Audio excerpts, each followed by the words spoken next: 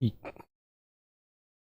Okay, so welcome back, students. I hope all of you are doing fine. So this is the 8th lecture of this Abhyas series on fluid mechanics, and we will cover the questions basically on this turbulent flow and dimensional analysis in this video. Okay, so I hope last time there was little technical issue, so I hope you have got the complete lecture available now on YouTube, so you can just go through that. Okay, because of some technical issues, we have to upload it. So we have finished actually 8 chapters in this 8 chapters in this Abhyas course. We have solved some good questions on fluid and its properties, then pressure and its measurements, and then in the 3rd chapter we talked on hydrostatic forces, and on the 4th chapter just a minute, sorry, chart. Okay, fine, great. Yes, I could able to see the chart now. Okay, good. So we have talked about buoyancy and flotation in the 4th chapter. In the 5th chapter we talked about differential analysis of fluid systems, and in the 6th chapter we talked about the control volume analysis, or in other words integral analysis of fluid systems. We have talked about the Reynolds transport theorem, all these questions basically, and then we talked about internal viscous flows and also external viscous flows in the previous lecture. Okay, so these are the 8 lectures that we have finished actually in this past 7 lectures, and today is the 8th lecture for solving questions on this turbulent flow and dimensional analysis actually. Okay, yeah, good morning all of you. Okay, so now if you see, this dimensional analysis is one very important chapter to all engineering branches, not only mechanical or civil, anyone actually. So dimensional analysis, if you see, many of you might have gone to the fundamentals of dimensional analysis in your schooling, like +1 or plus 2 sometimes. Okay, we have gone to this dimensional analysis, but if you want to do some experimentation, this dimensional analysis is the first chapter that everyone should actually talk about. Okay, and so let us try to put some good enough time on this dimensional analysis, and of course we'll also show the turbulent flow. Turbulent flow, if you see, instead of mathematical analysis many of the things are experimental. Okay, so you have certain empirical relations, experimental results basically in turbulent flows. Okay, and if you clearly observe in turbulent flows, even during the analysis of the velocity profiles and all, we take certain experimental constants like the von Karman's constant. Okay, we take a lot of constants, and we have many experimental shear stress models. Okay, so means Reynolds model, Nikod's model. We'll talk about a lot of experimental results and experimental relations in substitutions during a mathematical analysis. Okay, so this chapter is more related to be experimental in much sense, and this is very important chapter that forms fundamentals for developing the new experiments and also the background behind all the experiments of physics actually. Okay, so without any delay, and I hope you might have got some enough theory on these 2 chapters, and of course whenever required I'll definitely give you some small hints about these two about the concepts in these 2 chapters, like how when I'm talking about external boundary layer or external viscous flows, I've talked about displacement thickness, momentum thickness, all these quantities. Similarly, I'll also talk about this at some points I'll definitely talk about the important things in these 2 chapters. Okay, so without any delay, let us start solving the questions. Okay, so are you all ready? Abhimanyu, so in yesterday's class there was a question 1 parachute related, in which we have not taken the buoyancy due to parachute because the buoyancy forces are comparatively less actually. Okay, that's why. Clear? Okay, buoyancy forces we have generally neglected, because if you see, the drag force itself is actually of some higher magnitude as compared to the buoyancy forces in actual practice. Okay, so that's why we have neglected them. Okay, fine. So let us start the first question.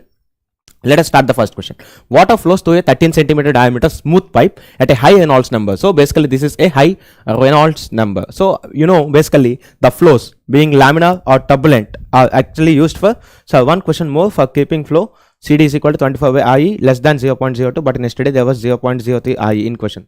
Then why 24 by IE? Generally the keeping effects are neglected here, and we have taken keeping means basically slowly moving. Okay, but we have taken the assumption that the ball actually flows with some uniform velocity. Okay, and we have applied the Stokes law basically for this drag force on the solid bodies. Okay, so that we have applied in general. Okay, clear?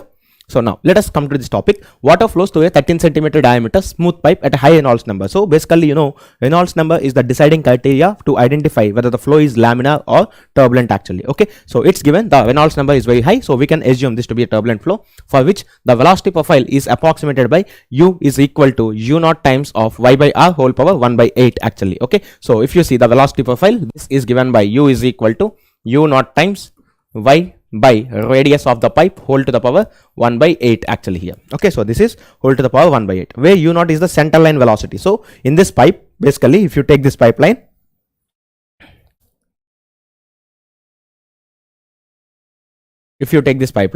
we have this center line actually here. So we have a center line, and this center line velocity is u naught. That's what we have known. So this center line velocity is u naught actually. Okay, so this center line velocity is u naught. Okay, so in this u naught is the center line velocity, r is the pipe radius. So we have this capital R as the pipe radius, of course. Okay, and of course the flow inside this pipe is actually turbulent flow. Okay, so sorry sir वो forced vertex का एक session ले लीजिए, volume, spirit and moving body acceleration वाले parabola equation. Okay, I'll after today's class, if there is some time, definitely I'll talk about the forced vortex flows. Okay, no issue. So see here, if this is u naught and if this is capital R, then let us see the velocity at any given location is given by this function. U is equal to u naught times y by r whole to the power 1 by 8. Okay, and y is the distance measured from the wall towards the center line. Means if you see, y is actually measured in this direction. Y is actually measured in this direction. Okay, so this is a turbulent flow. If the center line velocity is 8 meters per second, so this center line velocity is given as 8 meters per second, then what they're asking you, then the average velocity is dash meters per second. So if you remember, whenever you have a laminar flow through a pipe, you know maximum velocity which is at the center line, so this center line velocity is 2 times of the average velocity, but we cannot use that relation here because this is the case of a turbulent flow. Okay, so whenever the case is laminar, then you know the average velocity of flow in a pipe is half of the maximum velocity, which is nothing but the center line velocity. Okay, but in case of turbulent flows, you cannot use the relation directly that average is half of the maximum velocity. Okay, so for that we have got a velocity profile. Okay, so they are asking you to calculate the average velocity of the flow. Okay, so tell me how we shall calculate this. Basically, if you want to calculate average velocity, then you know you should identify this Q, discharge, and this should be made equal to flow area into average velocity, correct? So let us see what is the flow area in a pipe. Normally, even though it is a turbulent flow, the complete pipe is filled with fluid and the fluid is flowing in this direction, so the flow area is pi times of r square. Okay, so pi times of r square into u average. So this is equal to the discharge value. So how will you calculate the discharge? You see the radius is actually changing. Okay, so if radius is actually changing here, look, let us try to identify one thing. You cannot use this direct velocity profile directly, because if you see, if you take this side view of the pipeline,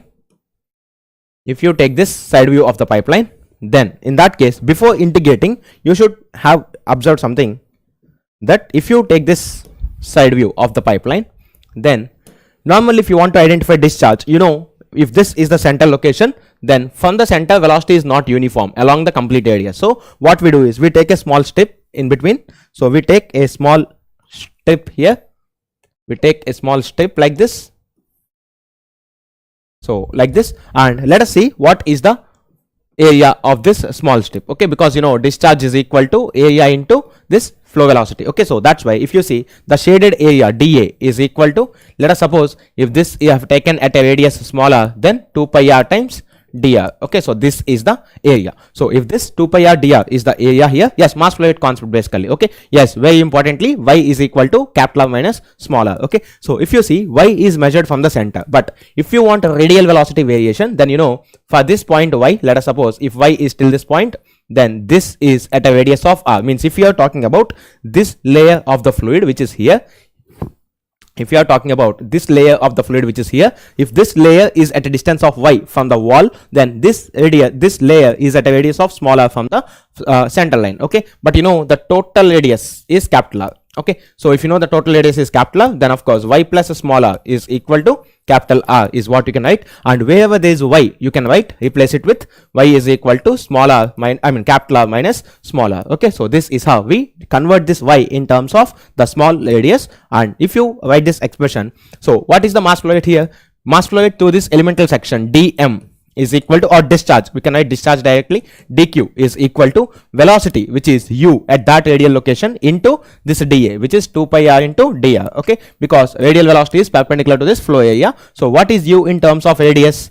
dq is equal to, you cannot use this expression directly, rather you can write this as u naught times of capital R minus small r by capital R whole to the power 1 by 8. Okay, so this is u naught times of 1 minus small r by capital R whole to the power 1 by 8. Okay, so we have this u naught is equal to u naught into 1 minus small r by capital R whole to the power 1 by 8. So if you write here u naught times 1 minus small r by capital R whole to the power 1 by 8 into 2 pi small r dr. Okay, so this is the small elemental discharge that flows through this small elemental area dA. Okay, because you know, and whenever you are writing discharge, please make sure the flow velocity and the plane both should be perpendicular to each other. Okay, so means basically, frankly speaking, the normal to the plane and the velocity should be collinear actually. Okay, so that's why if you see, whenever you are writing discharges, you write v bar dot n cap dA. Okay, so this is how you write the discharge actually. This is dot product of two vectors. This is some scalar quantity actually. Okay,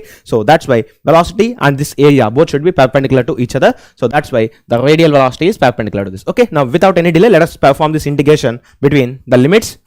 So total discharge is equal to u naught 1 minus small r by capital R whole to the power 1 by 8 into 2 pi small r dr. Okay, so this is the value. So you need to integrate this from the limits. The radius can change from 0 to capital R. So r is equal to 0 to small r is equal to capital R here. Okay, so you can cancel this constant pi actually. So if you can cancel this constant pi, you have r square times u average is equal to, now in this total integration, u naught is constant, 2 is also constant. So 2 times of u naught into r is equal to 0 to radius is equal to capital R 1 minus small r by capital R whole to the power 1 by 8 times small r into dr. I gave you one technique to calculate this integrations, right? Pastly, because if you see, this integration is not cannot be directly evaluated. You need some technique for evaluating this integral. You need some substitution. Okay, so if you substitute r is equal to r small r by capital R or 1 minus small r by capital R is equal to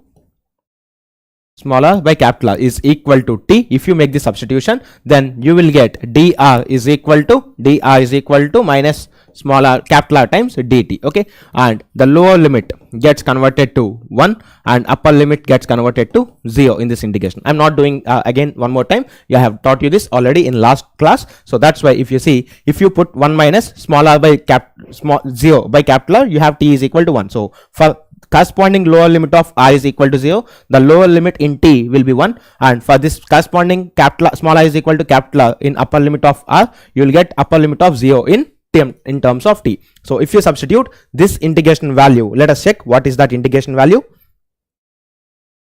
Okay, so let us see what is this integration value here. Okay, so this implies pi r square, okay, pi we have already cancelled, so r square times of u average is equal to integral 0 to 1 t power 1 by 8 into this small r is 1 minus t into capital R into this dr value is r dt. So this is r dt. I am writing capital R into dt. Why am I writing capital R into dt? Because I have taken this minus for adjusting this limits, okay, which we have done in last class also. So now if you see, this capital R square and capital R square gets cancelled because it's a constant. So this implies u average is equal to, we have 2 times of u naught here, 2 times of u naught is also there. So 2 times of u naught into this integration, which gives you 8 by t power 1 by 8 integration is t power 8 by 9 times of t power 9 by 8 minus, here this is t power 9 by 8, so integration of that is 8 by 17 power t power 17 by 8, correct. So within the limits 0 to 1. Okay, so if you simplify this result, we'll get 2 u naught times into 8 of 1 by 9 minus 1 by 17 actually here. So if you simplify this, we get 2 times of u naught into 8 by 9 into 17. Okay, now this center line velocity is actually given to you. U naught value is actually given. The center line velocity is 8 meters per second here. Okay, so if the center line velocity is 8 meters per second, now if you replace here, we get 2 times of 8 cube. So 64 into 8 is how much? Actually 64, this is 64 and this is 8. So 64 into 8 is 512 divided by 9 into 17. So this is the average velocity of the flow. So if you simplify this, let us take a calculator quickly. So let us take this calculator and let us simplify. 2 into 512, 1024 divided by 9 into 17. So if you simplify, 6.6928,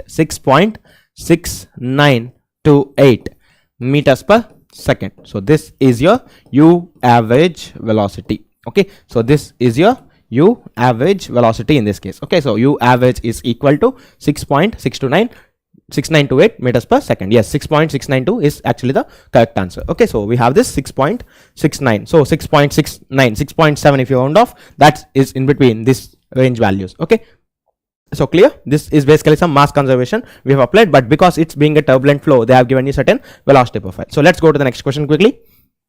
So consider a steady flow of an incompressible Newtonian fluid through a circular pipe, smooth circular pipe. Let alpha laminar and alpha turbulent denote the kinetic energy correction factors for laminar and turbulent flows through the pipe. Okay, so means basically, you know what is a correction factor, actually kinetic energy correction factor. So what happens is, normally if you take a pipe, for example, in substituting Bernoulli's equations and all these things, at a section you will tell that at section 1 the velocity of the flow is 15 meters per second, for example, let us say this. Okay, but practically, you know, when I'm talking about a single velocity at a section in a pipe, velocity is not same at all the radius, correct? Means if you see, for example, in this case, you can see whenever you have taken if you take a pipe, then you know, if you take a section here, for example, if you take a section here like this, you know clearly that the velocity at this location will be different from this, similarly like that. Okay, but in Bernoulli's equations and all, whenever you are applying, you say that at section 1 the velocity is something, so there you are talking about average velocity. So whenever you are writing the kinetic head terms, we write v square by 2g by default. Okay,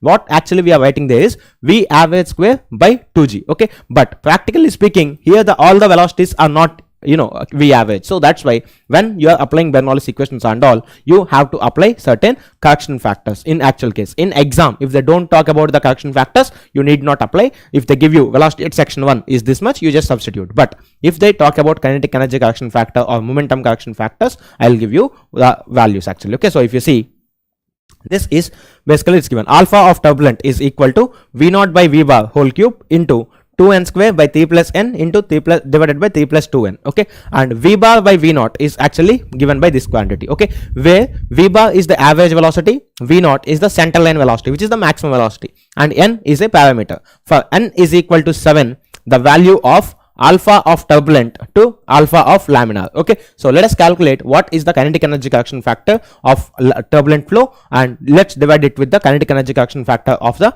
laminar flow. Okay, so can you please tell me what is the kinetic energy correction factor for laminar flow? If you have a laminar flow through a pipe, then can you please tell me what is the kinetic energy correction factor for a laminar flow? So please type in the chat box. Any idea what could be the laminar, what could be the kinetic energy correction factor for this laminar flow through pipe? Any value that you know? So please type in the chat box. Any idea what could be the value of the kinetic energy correction factor for a laminar flow?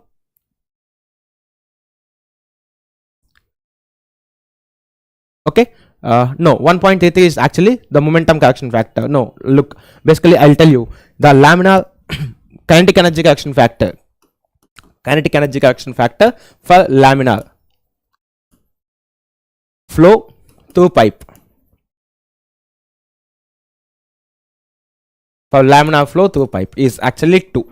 Okay, so this is 2. Basically you can get this if no, it's not 1.4, 1.2 and all. The kinetic energy correction factor is 2 actually. Okay, so how we can get this? Basically, you know, if you see this velocity profile for flow through pipes, if you see u is equal to r square by 4 mu times pressure gradient in the flow direction into 1 minus small r square by capital R square. I told you the other day when I was talking about internal viscous flows, this is the velocity profile for the flow of fluid in a pipe, actually in a laminar flow. Okay, so if this is the flow of fluid in a laminar pipe, laminar flow of fluid in a pipe, then this is u. So how actually we calculate the kinetic energy correction factors is basically if you take small element, then the small kinetic energy rate is how much? Half into the small mass fluid that passes through the space we have taken is rho into u into 2 pi r dr.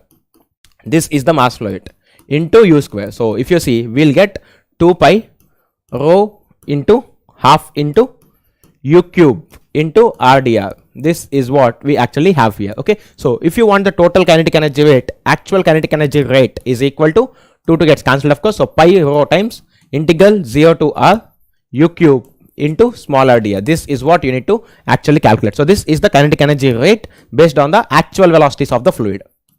So if you divide it with the kinetic energy rate based on the average velocity average velocity wise, what happens here? Half into mass flow rate. Mass flow rate is basically rho times flow area pi r square into U average into U average square. This is the kinetic energy rate that is passing through a section. If you talk about average velocities, correct? Yes. So basically, if you see, this is the kinetic energy rate of the fluid that crosses a section if you talk on the basis of average velocities. Okay. But this is the kinetic energy rate which comes on the basis of actual velocities. Okay. So if you simplify, pi rho integral 0 to capital R U cube into smaller dr. Okay. So if you have this integration, then let us see what comes out. This, half into this 2 pi rho into pi r square. Okay, so basically this is rho into pi r square. So rho gets cancelled, pi gets cancelled. So basically what you have will be 2 by r square times of integral 0 to capital R U cube. You have U average cube. U average is a constant value. So if you send that into the integration, for example, you have U by U average whole cube into smaller dr. This is how you will get the integration. Now in place of U, if you substitute this relation, and in place of U average, U average is basically half of the maximum velocity. So the maximum velocity of flow in a pipe is basically at the center of the pipe. Okay, so whenever it is at the center of the pipe, you can replace the smaller value 0. So this is this quantity which is here is the maximum velocity. So half of this quantity means capital R square by 8 mu times minus dp by dz is the average velocity. So if you substitute this relation, my speed is high. Okay, yeah, I'll slow down, Rajiv, sorry. Okay, I'll speak slowly. So if you see, basically if you substitute this small u is equal to this velocity profile, then u average is half of this quantity. So r square by 8 mu times minus dp by dz. So if you do this integration, then everything gets cancelled and finally you will left with 2. Okay, so this is how you will get kinetic energy correction factor in case of laminar flow as 2 basically here. Okay, so that's how this value kinetic energy kinetic energy correction factor. Okay, so let us see kinetic energy correction factor. Let us write kinetic energy correction factor. Kinetic energy correction factor. Kinetic energy correction factor for laminar flow through pipe. For laminar flow through pipe. For laminar flow through pipe is basically equal to 2. Okay, so we have to apply 2 actually here. Okay, so in Bernoulli's equation, sir, please derivation ko dobara explain kar dijiye please. Yeah, okay, there's nothing big derivation actually here. Kinetic energy is nothing but half mv square. Correct? You know this, half mv square. This is kinetic energy. So if you want to talk about rate of kinetic energy, m dot mass flow rate. Okay, so if you talk on the basis of average velocity, let us suppose if at a section, if all the fluid particles are moving at v average velocity, then this is that value. Yes or no? Half into mass flow rate. Mass flow rate is nothing but density into discharge. Discharge can be written as area of flow into average velocity. So this gives you discharge. So this complete bracket gives you mass flow rate. Okay, so half times of mass flow rate into u average square is the kinetic energy rate if based on the average velocity. But if you talk about the kinetic energy rate based on the actual velocity, you see the velocity at a section is not uniform at all the radius. So if you talk about small kinetic energy rate, means kinetic energy of the small mass flow rate that is flowing through some small elemental area, half into density into discharge. Discharge is nothing but the velocity of the flow through that section into this small area. Okay, so 2 pi r dr we have seen. So the mass which is flowing through that small elemental section is given by u times of this discharge into u square. So I have used this expression here, that's it. Okay, upon simplification you will end up with this result. Now once you get this result, for a laminar flow through pipes, this is the velocity profile. So here if you substitute, u average is nothing but r square by 8 mu times minus dp by dz. If you substitute here in both these places and if you do the integration, you will actually get this 2. Clear? This is how the alpha value of, means kinetic energy is generally denoted with alpha. So alpha of laminar flow through pipe, laminar flow through pipe is basically 2.0. Okay, so how you actually use this laminar flow? Basically, if you see, let us suppose in some question they give you the kinetic energy correction factor at section 1 is 2 for example. Okay, then how you use this is, if you apply Bernoulli's equation, P1 by rho g plus V1 square by 2g plus z1 is equal to, let us suppose no loss, no viscosity into the picture, 2z plus z2. This is how you write. Okay, now here when you are writing v1, you mean the average velocity at the section 1. Okay, so in order, you see this is the kinetic energy head, so that's why you multiply this alpha 1 and alpha 2 here at that sections correspondingly, okay, depending on the velocity profiles. Okay, but you need not do this alphas if they don't talk about the kinetic energy correction factors in the question. We have seen a lot of questions on Bernoulli's equation. In each question we have never talked about this kinetic energy correction factors. Okay, so but in questions, if they give you kinetic energy correction factors, this is how you need to apply in the Bernoulli's equation. Clear to you? So please type in the chat box, is this clear to all of you?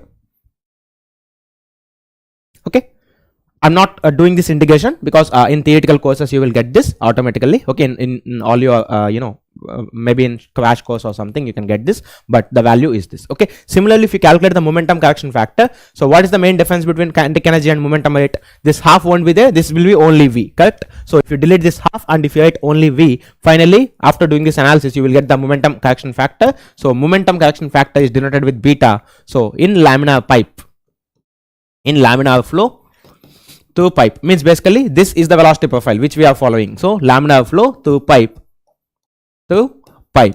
this value will be equal to 4 by 3 actually. If you simplify, 1.33 generally. Okay, so this is the value that you get. Okay,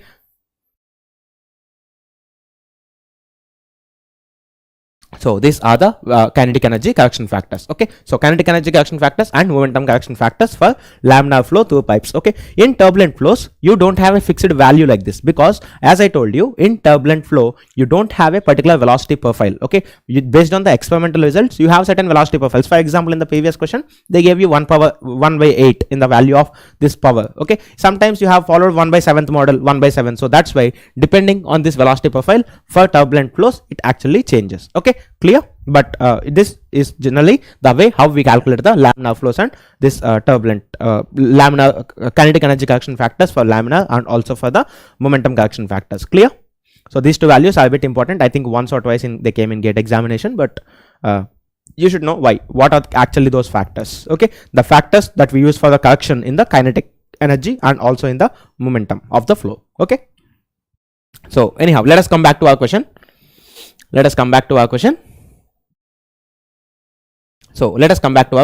Now what they are asking you, let us see here.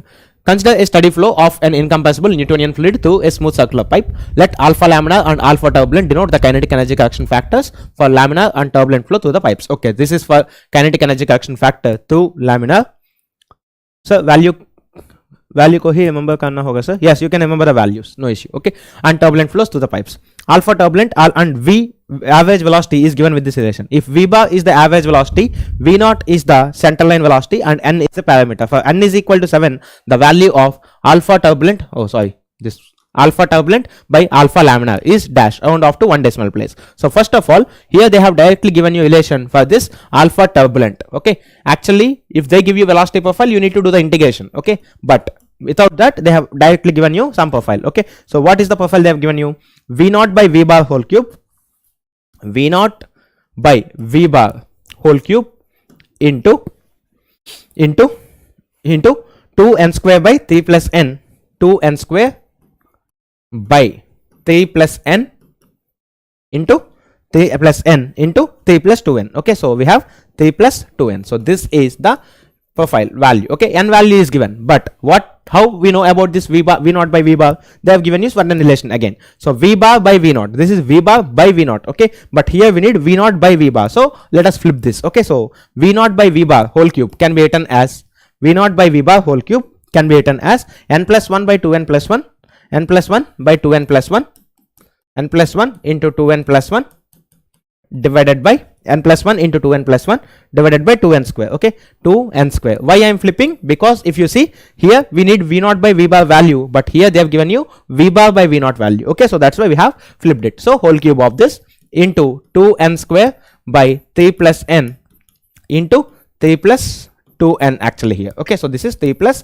2n. Actually, frankly speaking, how we should calculate? If they give you velocity profile, means if they give you V is equal to V naught into some function, you should calculate the average velocity. Okay, but to avoid that calculation, they have directly given you the relation between V naught and V bar. Okay, so if you substitute, this is the kinetic energy action factor in turbulent flow for a particular velocity profile. Okay, now given n is equal to 7. So let us substitute alpha of turbulent flow. The kinetic energy action factor of this turbulent flow is equal to n plus 1. If you put n is equal to 7, 7 plus 1, 8 into 7, 2 7s are 14 plus 1, 15. 8 into 15 by 7 square, 49. So 2 into 49.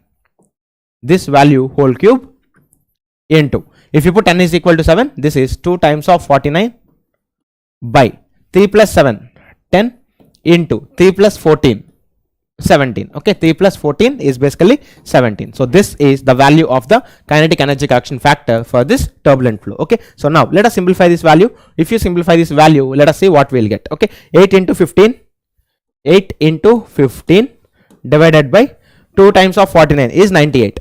2 times of 49 is 98. Whole cube of this. So cube of this value. Okay, so cube of this value multiplied with cube of this value multiplied with 2 into 49, 98 by 170, 98 by 170. Okay, so 98 by 170. So this is the value 1.058 is the value. So 1.058. What is the third decimal? 583. Okay, let us suppose this is the value. Okay, so this is the alpha of the turbulent flow in this case. Okay, they have directly given you the relations. Okay, now you are supposed to calculate this value of alpha of turbulent by alpha of laminar flow. Alpha of laminar. Okay, so if you take this relations, this relation value is equal to 1.0583 divided by 2. The main crux of this question is knowing that for laminar flows, the kinetic energy action factor value is actually 2. Okay, this is just a mathematical thing because they have directly given you V naught by V bar function. They have given you this expression. Just you need to substitute n is equal to 7 and calculate this value. Okay, but the main thing that you should know for solving this question is kinetic energy action factor for laminar flow is 2. Okay, not only for laminar flow, I have given you this expression for any flow. So this is how you actually calculate the alpha for any flow in general. Okay, if it's laminar, then you have, if it is laminar flow, then you have this velocity profile directly. If it is turbulent, they'll give you some different function for you. Okay, so at that time you will put some different function for you and you will do the integration. Okay, so but this is the expression for calculating the kinetic energy correction factor for any flow. Okay, if it's laminar, we'll take this u as this function by default, and if it's turbulent, they'll give you some other function depending on y. Like in the first question they have given you, they'll ask you something different. Okay, so this is how we will get this. Okay, so this value 1.080583 divided by 2. So half of this value is 0.529. Okay, so 0.529. Okay, so this is the value that you will get, 0.529. Okay, so 0.529. Okay, so let us check this. So let us check this value.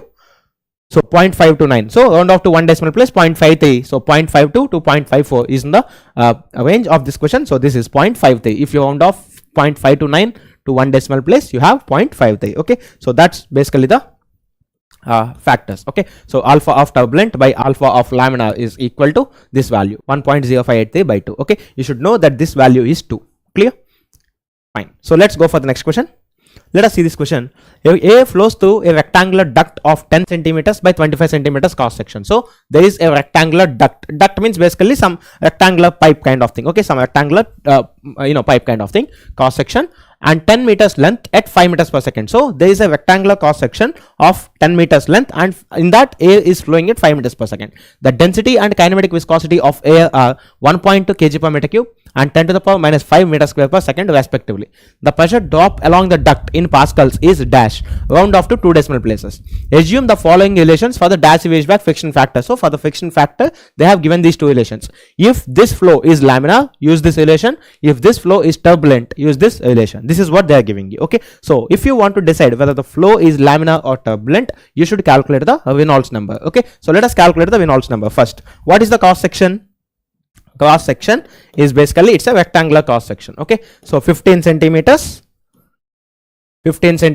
and this is 25 centimeters. Okay, so this is a cross section basically 10 by 25. Okay, 10 by 25. This is 10, not 15 centimeters. This is 10 centimeters. Okay, now if you want, there is some flow in this, flow of air. Now if you want to identify flow of air, then you need to calculate the Reynolds number. So how will you calculate this Reynolds number for this rectangular cross section, Reynolds number is equal to V average into D by kinematic viscosity. But if you see carefully, this D here is nothing but the hydraulic diameter. I told you, correct? So this D is nothing but the hydraulic diameter, DH. So DH is actually the hydraulic diameter. DH is actually the hydraulic diameter. Okay, so this is the hydraulic diameter. So I told you what is the hydraulic diameter value. DH is equal to 4 times of area of cross section of flow divided by the wetted perimeter. This word is very important, wetted perimeter. Okay, wetted perimeter. Okay, so this is wetted perimeter.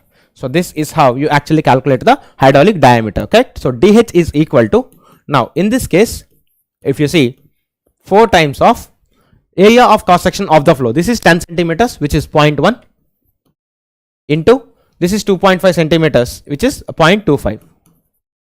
Okay, divided by 2 times of, if you see, whenever A is flowing, A will touch all these 4 sides. Correct? It's a fully developed, means if you see, if it is a fully flow, then A will touch all these 4 sides of the rectangular section. Okay, so what is the perimeter of solid fluid contact? This circumference of this means basically the perimeter of this rectangle. So 2 times of 10 plus 25. Okay, means 0.1 plus 0.25. 0.1 plus 0.25 actually. Okay, so this is what we have. So let us simplify this. 4 times of 0.25 is 1. So 0.1 divided by 2 times of 0.35. Okay, so this is what we have here. Okay, so 0.1 divided by 2 times of 0.35, which is 0.7. So this is 1 by 7. Okay, so the hydraulic diameter value is basically 1 by 7. Okay, D is equal to A by P hota hai yahan 4 into A by P, 4 into A by P. Okay, not area of flow by P, it is 4 times of area of cross section by wetted perimeter. Look, for example, if you take a circular cross section, a pipe, for example, okay, directly substitute D here, because this hydraulic diameter in this case is 4 times of area of flow, pi by 4 D square, divided by, whenever fluid is flowing in this pipe, the total perimeter wetted by the fluid is actually equal to circumference value, which is pi D. Okay, so if you simplify this, 4 gets cancelled, pi gets cancelled, this square and D gets cancelled. That's how your hydraulic diameter value is just the diameter of the pipe in that case. Okay, so there is a multiplication of this 4. Clear? Now if you simplify this, 1 by 7. So let us calculate here. Reynolds number is equal to V average. So if you see, they have given you at 5 meters per second. So they have given you the average velocity. So 5 meters per second, 5 into DH value 1 by 7 divided by kinematic viscosity. So what is kinematic viscosity value? The kinematic viscosity of air is 10 to the power minus 5 meters square per second. So 10 to the power minus 5. So if you see this value, 5 by 7 into 10 to the power minus 5. So one thing is very clear, this value is, into 10 to the power 5 actually here. Okay, so this is into 10 to the power 5. So if you simplify, definitely this value is greater than 2300. Correct? 2300. And if you see, this flow which we are talking about is a turbulent flow, because if you see, this value is even more than 4000 actually. So that's why you can clearly see, you can just write this, you can write 4000 also, because you can confirmly say it's a turbulent flow because it is just 4 into 10 cube. But if you see, this is something around 10 thousands of order. Okay, 10,000 of that order. So that's why it is, okay, whatever it may be. But one thing is very clear, it is more than 4000. So that means the flow is actually a turbulent flow. Okay, so this Reynolds number decides the flow is turbulent flow. The flow is turbulent. The flow is turbulent in nature. Okay, so the flow is turbulent. Now let us see, if the flow is turbulent, the pressure drop along the duct is dash. The duct is of 10 meters length. Okay, so is dash pascals, they've asked. Okay, pascals they're asking. So delta P is nothing but density of the fluid times G into head loss, we have seen. So rho F into G into FL V average square by 2G into this hydraulic diameter. Okay, so let us see what we'll get here. G and G gets cancelled here. If G and G gets cancelled, then what are the terms that are left over? F rho of the fluid, L V average square divided with 2 times of the hydraulic diameter value. Okay, now out of these things, you know the density of the fluid, they have given you. Air density is also given. Then Reynolds number, this density, L, V average, all things are known to you. DH we have calculated, it is 1/7. The only thing that you should know is F. But now by deciding on the type of flow, they have given you 2 values for functions. Okay, so the flow is not laminar, so we cannot consider this, but we will consider this function for identifying F. Okay, so what is F? Friction factor. Let us calculate. Let us calculate for the friction factor. So what can we write for the friction factor? F is equal to, we got the function 0.316 by Reynolds number whole to the power 0.25, correct? Yes, 0.25, which is 0.25 actually. So let us calculate what is the Reynolds number. 5 into 10 power 5 by 7. So 5 into 10 to the power 5. So 5 into 10 to the power 5 divided by 7. So this is the Reynolds number, 71,428. So whole power 0.25. So power 0.25. Okay. So this is the value 16.34. So this 16.34 is in the division of 0.316. So 1 by x into 0.316. So if you calculate this, this is the F value, 0.0193. F is equal to 0.0193. Correct? What we have? 0.0193. Okay, so 0.0193. If you substitute this value here, we'll get 0.0193 into density of this fluid. What is the density of the fluid? 1.2 kg per meter cube. 1.2 kg per meter cube into length. Length of the pipe is 10 meters length, means basically the duct is 10 meters in length. V average square. So V average is nothing but 5. So square of that is 25 by, let us see, divided by, so this value divided with, we have, so this value divided with 2 times of hydraulic diameter, which is 1/7. So this answer is going to be in pascals because we have substituted everything in SI units. Okay, so in all formula we have to replace D by DH. Yes, in all the formulas, whatever, because if you see, wherever you get, you have to replace it with hydraulic diameter, because it's not possible that always you have the cross section as a circular pipe. Okay, so and in all these formulas are actually derived from this equations, this Navier-Stokes equations and all for flow. So we have to definitely use DH values, hydraulic diameters. Okay, so let us see here. If you multiply these values, 0.90193, which is this value, into 1.2 into 10 into 25, 250 divided with 2/7. Okay, so divided with 2/7. Okay, so divided with 2/7, 20.295 pascals. 20.295 pascals is what you actually have here. Okay, yes, 20.295 pascals is the pressure drop in the duct. Okay, here this expression remains same, but in laminar flows, if you by default, if you take this 64 by Reynolds number, you'll get this value of F. But in turbulent flows, as I told you, in turbulent flows we have empirical relations. So some relation is given, 0.316 divided by Reynolds number per 0.25 actually. So once you calculate the Reynolds number, if you substitute in that, you will get this value. Okay, so this is 20.295 is the pressure loss. 20.2 basically, yes, 20.29 is within this range of 19.8 to 20.5 pascals. Okay, so this is how we calculate the friction loss. To 2 decimal places they have asked, so 20.295. Okay, so we can keep that 20.29 actually. Clear? Okay, fine. So please type in the chat box. Okay, so let's go for the next question. Water is flowing through a pipe of diameter 200 mm with a velocity of 3 meters per second. Find the head lost due to friction for a length of 5 meters if the coefficient of friction is given by this function. See, F value is given with some different function here, where RE is the Reynolds number. The kinematic viscosity of water is 0.01 stoke. It's given in CGS unit, and you know 1 stoke is equal to 10 to the power minus 4 meter square per second. Okay, this is basically the CGS unit. So if you convert to SI, we will get 10 to the minus 4 meter square per second.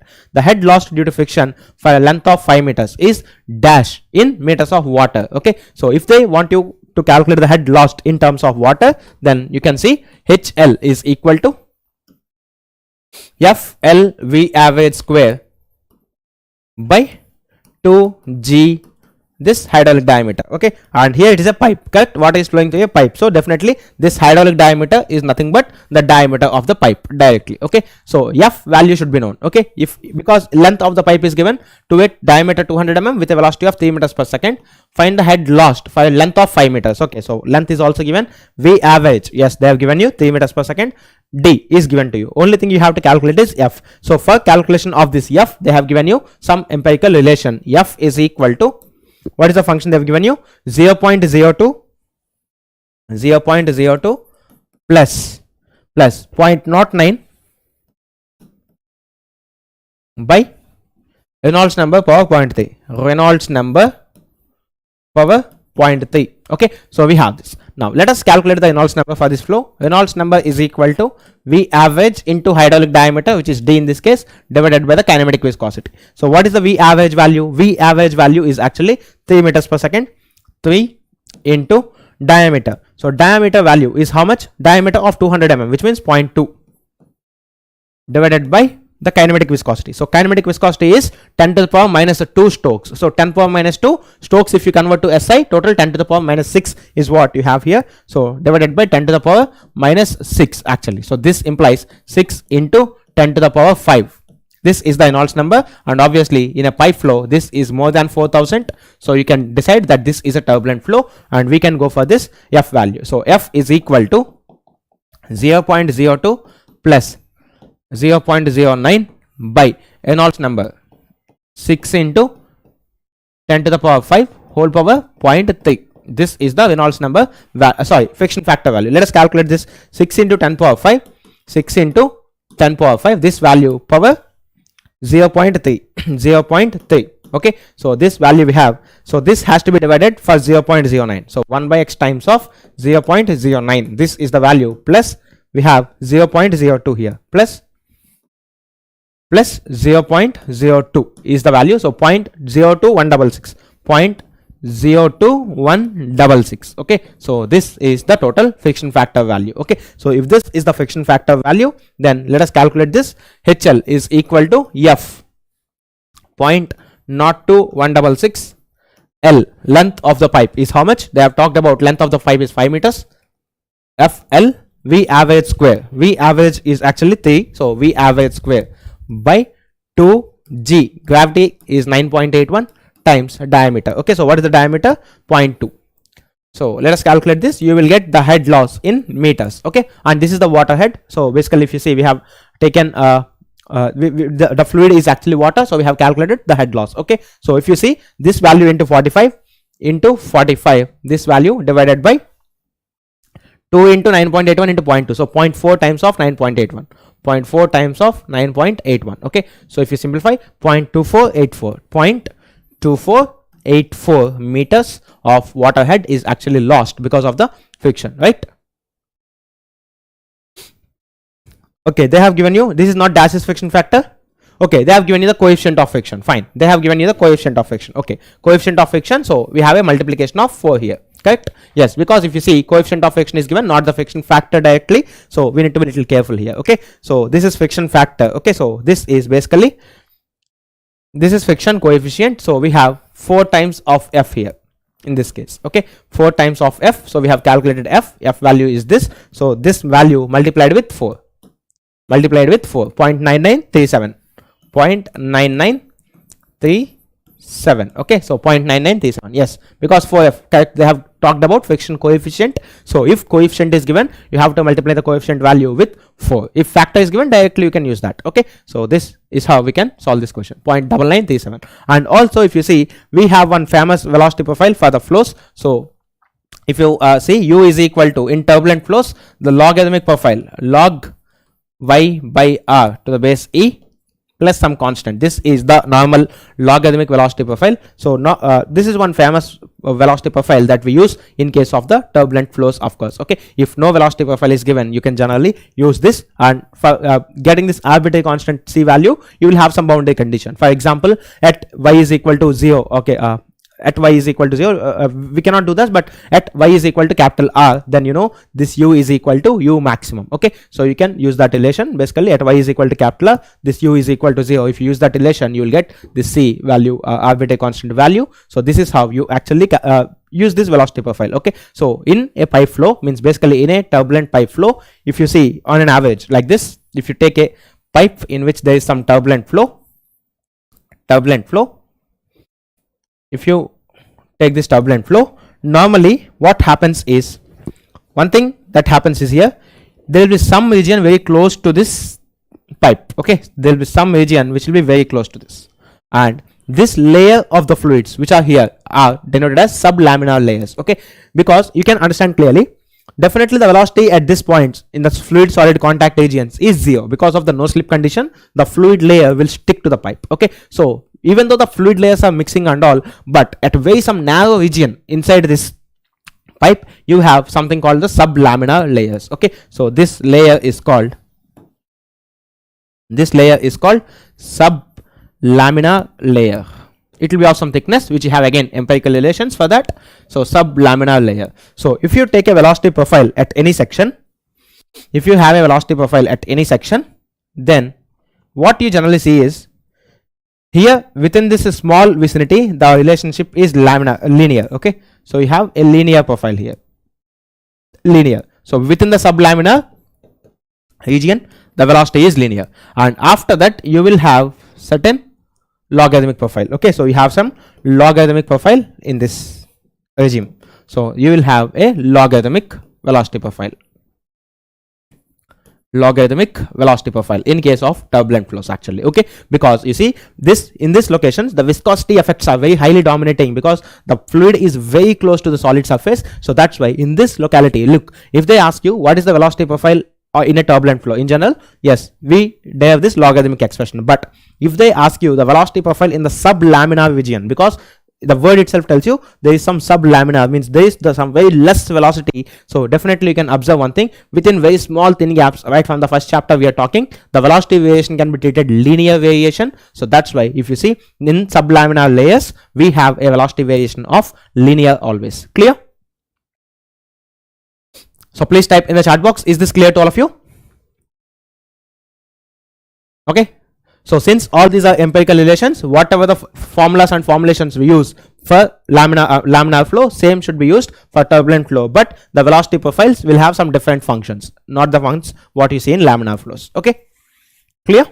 So please type in the chat box. Okay, so let's go for the next question quickly.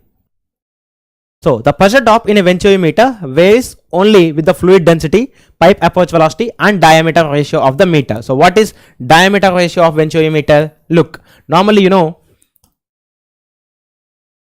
venturimeters are like this.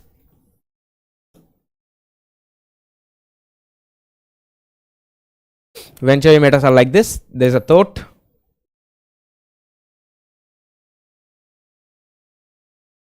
There is a throat like this, and you have a diverging section also. Diverging section. Okay, so as I told you, here normally the cone angle will be high and here the cone angle will be less. You should whenever anyway in your interviews and all, if you are drawing venturimeters, you should make sure that this is at higher cone angle and this is at lesser cone angle. Okay, and they'll ask you, can I connect a venturimeter in any way? Because even if you flip this, first you have a converging section, then throat, then diverging section, but the diameter, that venturimeter has always to be connected in this way, such that this higher cone angle is always in the upstream and this lower cone angle is always in the downstream of the flow. The reason is, look, I'll tell you, whenever within this small distance, if the fluid is moving effectively, that means the convective acceleration of the flow increases. Actually, you know, we have seen one term which is called dou u by dou t, of course steady flow and all, plus u into dou u by dou x. This is what we have. Okay, so if you compare these values, for example, let us suppose the throat velocity is fixed, and of course the incoming velocity is also fixed, then whenever this dx is less, this convective acceleration of the flow increases. Okay, so to avoid flow separation is, yes, that's also one reason, but because by connecting this venturimeter in this particular orientation such that the higher cone angle is in the upstream, what happens is the convective acceleration of the flow increases and this actually supports the flow. Okay, but let us suppose if you flip this, then after going here the divergence increases. Okay, so because of that the flow separation could happen. Okay, there could be some adverse pressure gradients that come into picture and some flow separation could actually take place. Okay, that should not happen in general. Okay, so now anyhow our point of discussion is something different now. So if you see the diameter ratio is basically, if you see, if this is diameter small d, if this is diameter small d, and if this is capital D, okay, so this is capital D for example, then diameter ratio of venturimeter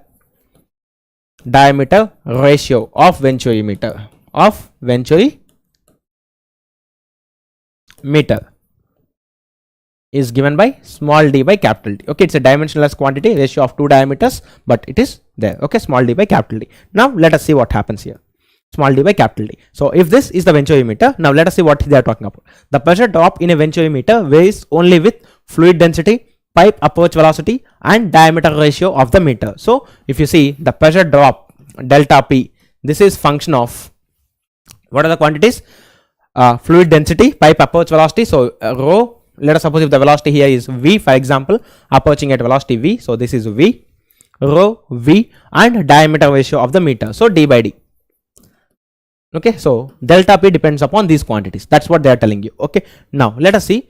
A model venturi diameter tested in water shows a 5 kilometers drop when the approach velocity is 4 meters per second. Okay, so basically they have developed some model of this venturimeter tested in water. Okay, shows a 5 kilopascals drop. So what is the pressure drop in the model? Pressure drop in the model is equal to 5 kilopascals. 5 kilopascals or pascals? 5 kilopascals. Okay, 5 kilopascals. Okay, and the fluid that is tested is water when the approach velocity is 4 meters per second. So the approach velocity in case of the model is 4 meters per second.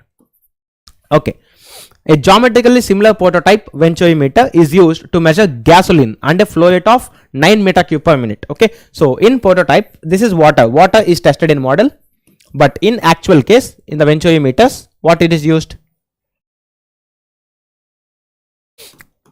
So if you take the prototype, actually they have tested gasoline. Okay, so gasoline is some petrol kind of thing, so gasoline. Now if this is gasoline, they have talked about to measure gasoline and a flow rate of 9 meter cube per minute. So what is the flow rate in this gasoline? Q of the prototype is equal to 9 meter cube per minute. So for 1 minute 9 meter cube volume of gasoline is being sent. If the prototype pressure gauge is most accurate at 15 kilopascals, if the prototype pressure gauge is most accurate at the 15 kilopascals, so delta P that is generated, the pressure difference in this prototype is how much? 15 kilopascals, right? This is 15 kilopascals. 15 kilopascals. Gauge is basically the difference. Okay, so that's 15 kilopascals. Then the upstream pipe diameter, capital D value is how much? D is actually how much? This is what they are asking you. Okay, capital D value is how much? Okay, so here basically you are doing some experimentation. There is a pipe actually that's existing and gasoline is flowing in the pipe. To analyze this gasoline study, we have taken certain pipe model, some venturimeter model, and it's known that delta P depends upon F, rho, V and D by D values. Okay, so let us see what is the relation between these quantities, because dimensionally if you observe, if you can calculate the dependence of this delta P on these quantities, then you can easily calculate the velocity of this prototype. Okay, because if you want diameter, discharge is already given, so only thing that you need is what is the velocity of the flow in the prototype. If this can be known to you, you can answer this question. Okay, so let us see how we can find this, how this delta P and these relations are seen. So let us say it first, the dimensions of these quantities. Dimensions of delta P is equal to change in pressure has same dimensions as that of pressure. Pressure is equal to force by area, and force is mass into acceleration, correct? So mass into acceleration, meters per second square. This force divided by area. So this is equal to m L power minus 1 T power minus 2. This is the delta P value. Density. Dimensions of density is kg per meter cube. So m L power minus 3. Next, dimensions of velocity. Dimensions of velocity is meters per second. So L T power minus 1. And D by D is dimensionless because it is ratio of two constants. So we have only less terms. Let us, instead of going for Buckingham's pi theorem, let us go for Rayleigh's method, direct method. Okay. So let us suppose this delta P dimensionally depends on this density power A into this velocity power B, for example. Okay, because even though if you take d by d, that is dimensionless quantity, so we don't have any result. Okay, so delta P depends upon these quantities. So this implies, what are the dimensions of delta P? M L power minus 1 T to the power minus 2 is equal to, dimensions of density are M L power minus 3 whole to the power A into velocity is L T to the power minus 1 whole power B. So now if you simplify this, we have M L power minus 3A plus B T power minus B. Okay, so these are the values which you have. Now if you see, if two quantities should be equal, the dimension should be same because of the principle of dimensional homogeneity. So now if you see this, B value is equal to 2. Okay, so B is equal to 2. What about A value then? Because if you see, this B should be equal to this quantity, and minus 1 is equal to minus 3A plus B. B is 2. So if plus 2 comes to this side, we have minus 3. So A is equal to 1. Okay, so A is equal to 1, correct? So minus 3A plus 2 minus 1 is equal to these quantities. So minus 3 is equal to minus 3A. So A is equal to 1. Okay, yes, A is equal to 1 and B is equal to 2. Now if A is equal to 1 and B is equal to 2, let us see what happens here. So this delta P is depending on, just a second, let me take one slide. Yeah, so now see here, this A value is 1, B value is 2. So this means delta P depends on rho V square. Okay, so which means you can observe one thing, delta P of model of delta P of prototype is equal to density times V square of model divided by density times V square of this prototype. Now these values are given, we need this value of V prototype. So what we can do for calculation of V prototype? V prototype square is equal to V model square into density of model by density of prototype into delta P of the prototype divided by delta P of the model. Model by prototype, right? Vp is equal to Vp square is equal to, okay, so this is correct, of prototype divided by delta P of the model. So this is what we can do. Okay, so now if you simplify this, Vp square is equal to Vm square. So what is Vm square? Vm, velocity in the model, is 4 meters per second. So square of this 16 into density of model fluid, which is water, by density of prototype fluid, gasoline. So density of water is 998 by 680. 998 by gasoline density is given 680 meter cube kg per meter cube, 680 kg per meter cube. Now this is delta P in prototype. So change in pressure drop in prototype is 15 kilopascals and this is 5 kilopascals. Okay, so this is 5 kilopascals. Clear? So this is how we got this relation 15 by 5. Now let us simplify this. If you simplify this, 3. So Vp, velocity of approach in the prototype, means in the gasoline, in meters per second, is equal to, let us calculate this, 16 into 998, 16 into 998 into 3, 16 into 998 into 3 divided by 680, divided by 680. So square root of this value 8.3932, 8.3932 meters per second. Okay, so we have this Vp is equal to 8.3932 meters per second. Now flow rate Q in the prototype can be written as area of flow, which is pi by 4 into diameter of the prototype square into velocity of approach in the prototype. So if you see, 9 meter cube per minute is given, correct? If you see, Q value is 9 meter cube per minute. So if you convert this to seconds, 9 by 60 meter cube per second is equal to pi by 4 into this dp upstream square into velocity, in this case 8.3932. Okay, so let us calculate from this expression the value of dp in meters per second. Okay, sorry, meters. Okay, so this is in meters. Let us calculate this value. Okay, so 9 into 4, 36 by 60, 36 by 9 4 are 36, 36 by 60 divided by pi. Okay, first of all, this value comes onto the denominator, so 1 by x into 9 into 36 into 60, so into 36 divided by 60 divided by 60 divided by 60, okay, divided by pi, divided by pi is also there, divided by pi. So take a square root of this 0.1508, 0.1508 meters. Okay, so 0.1508 meters, which is 15.08 centimeters. Okay, so 0.1508 meters, 0.1508 meters is the 1508 meters. Okay, so in meters is 1.05, no dimensions is given, so 3 decimals if you count of 0.151 or 150 is the actual diameter in this case. Okay, so 0.150 is the value. So if you see, this is the diameter of the pipe, because if you see how to remember dimensional analysis formula directly, to be honest, there is nothing like there is a formula, because it all depends upon these conditions. Okay, but like for example, when you are using drag forces and all, we have some questions. Okay, there I'll show you how I can directly use the formulas, but in general, if you see, when you are talking about the dimensional analysis, you should always go from the principle of dimensional homogeneity. Okay, clear?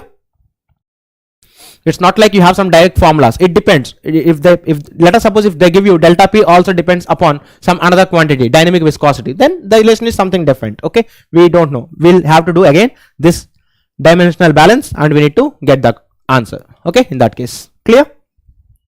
So please type in the chat box. Is that clear to you?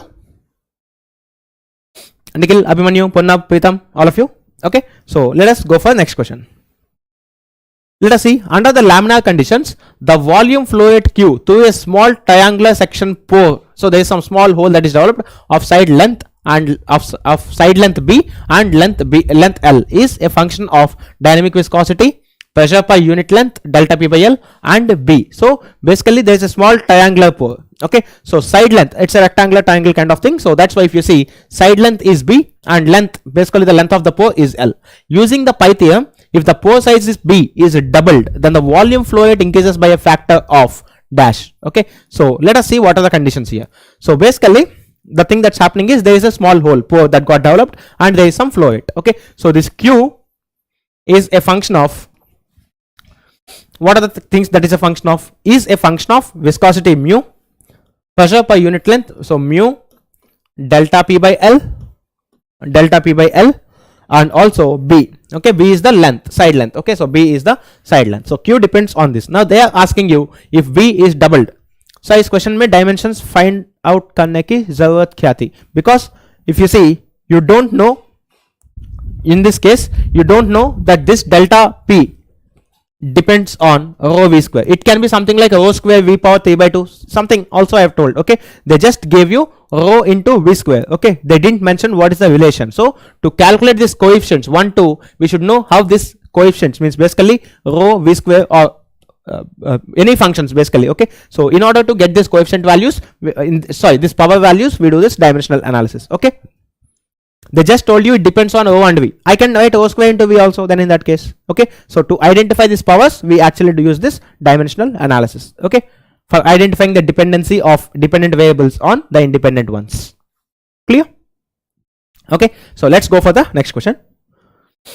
So this question, this is the given quantity. Okay, so total how many quantities are there here? 4 quantities: Q, mu, delta P by L, B. Okay, so let us see.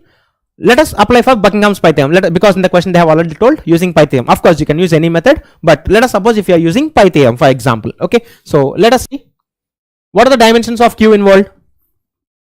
Q, meter cube per second, so L cube T power minus 1 discharge. Okay, dynamic viscosity, so what are the units of dynamic viscosity? Newton second per meter square. So Newton is the unit of force, so M L T power minus 2 second, right? So second per meter square. So if you simplify this, Newton second per meter square, we'll get L gets cancelled one time. So this is M L power minus 1 T to the power minus 1. These are the dimensions of dynamic viscosity. Delta P by L, just now we have seen delta P by L. So this is having the units of pascals, Newton per meter square, Newton per meter square, Newton per meter square, and one more L in the denominator. So M L power minus 2 T power minus 2. These are the dimensions. And coming to B, B is just some length, side length L. So this has the dimensions of L.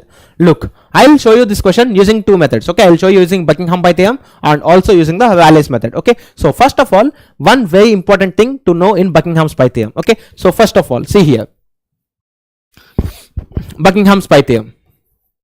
Buckingham pi theorem. So let us know about this Buckingham pi theorem. Okay, so when you know about this Buckingham pi theorem, look, total number of variables, if you see, total number of variables involved is how many? 1, 2, 3, 4. So total number of elements involved is actually 4. So number of variables involved is 4. Number of variables involved is 4. Now if you see this fundamental dimensions of these 4 quantities, means Q has these units, mu has these units, delta P by L some units, B has these units. So if you see number of fundamental dimensions involved, number of fundamental dimensions involved,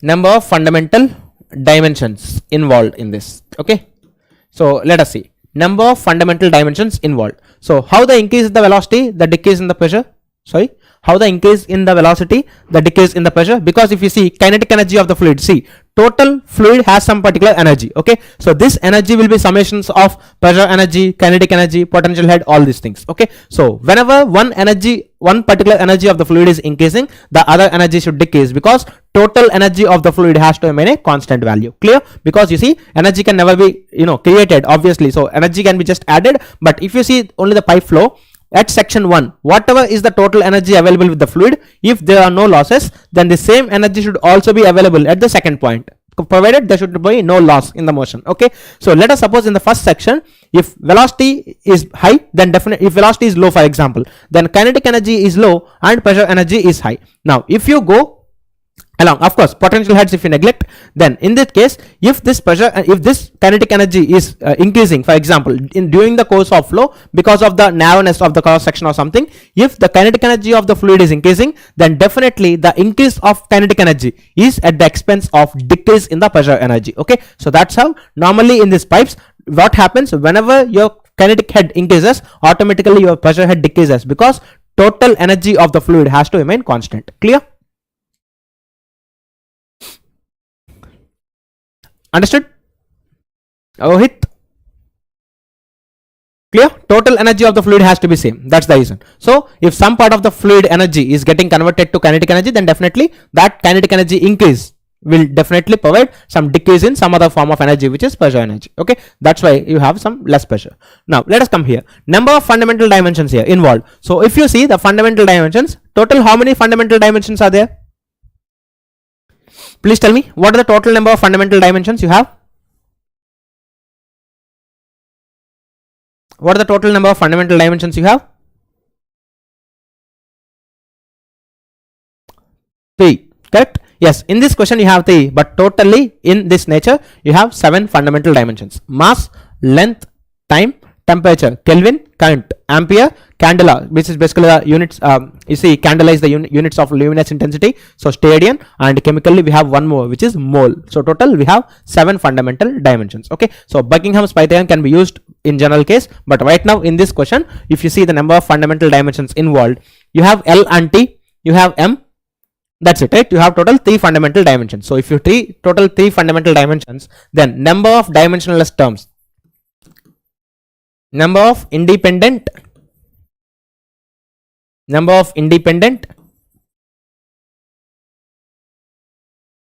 dimensionless terms, number of independent dimensionless terms, which are basically called the pi terms. Okay, which are basically called, this pi terms is equal to n minus m.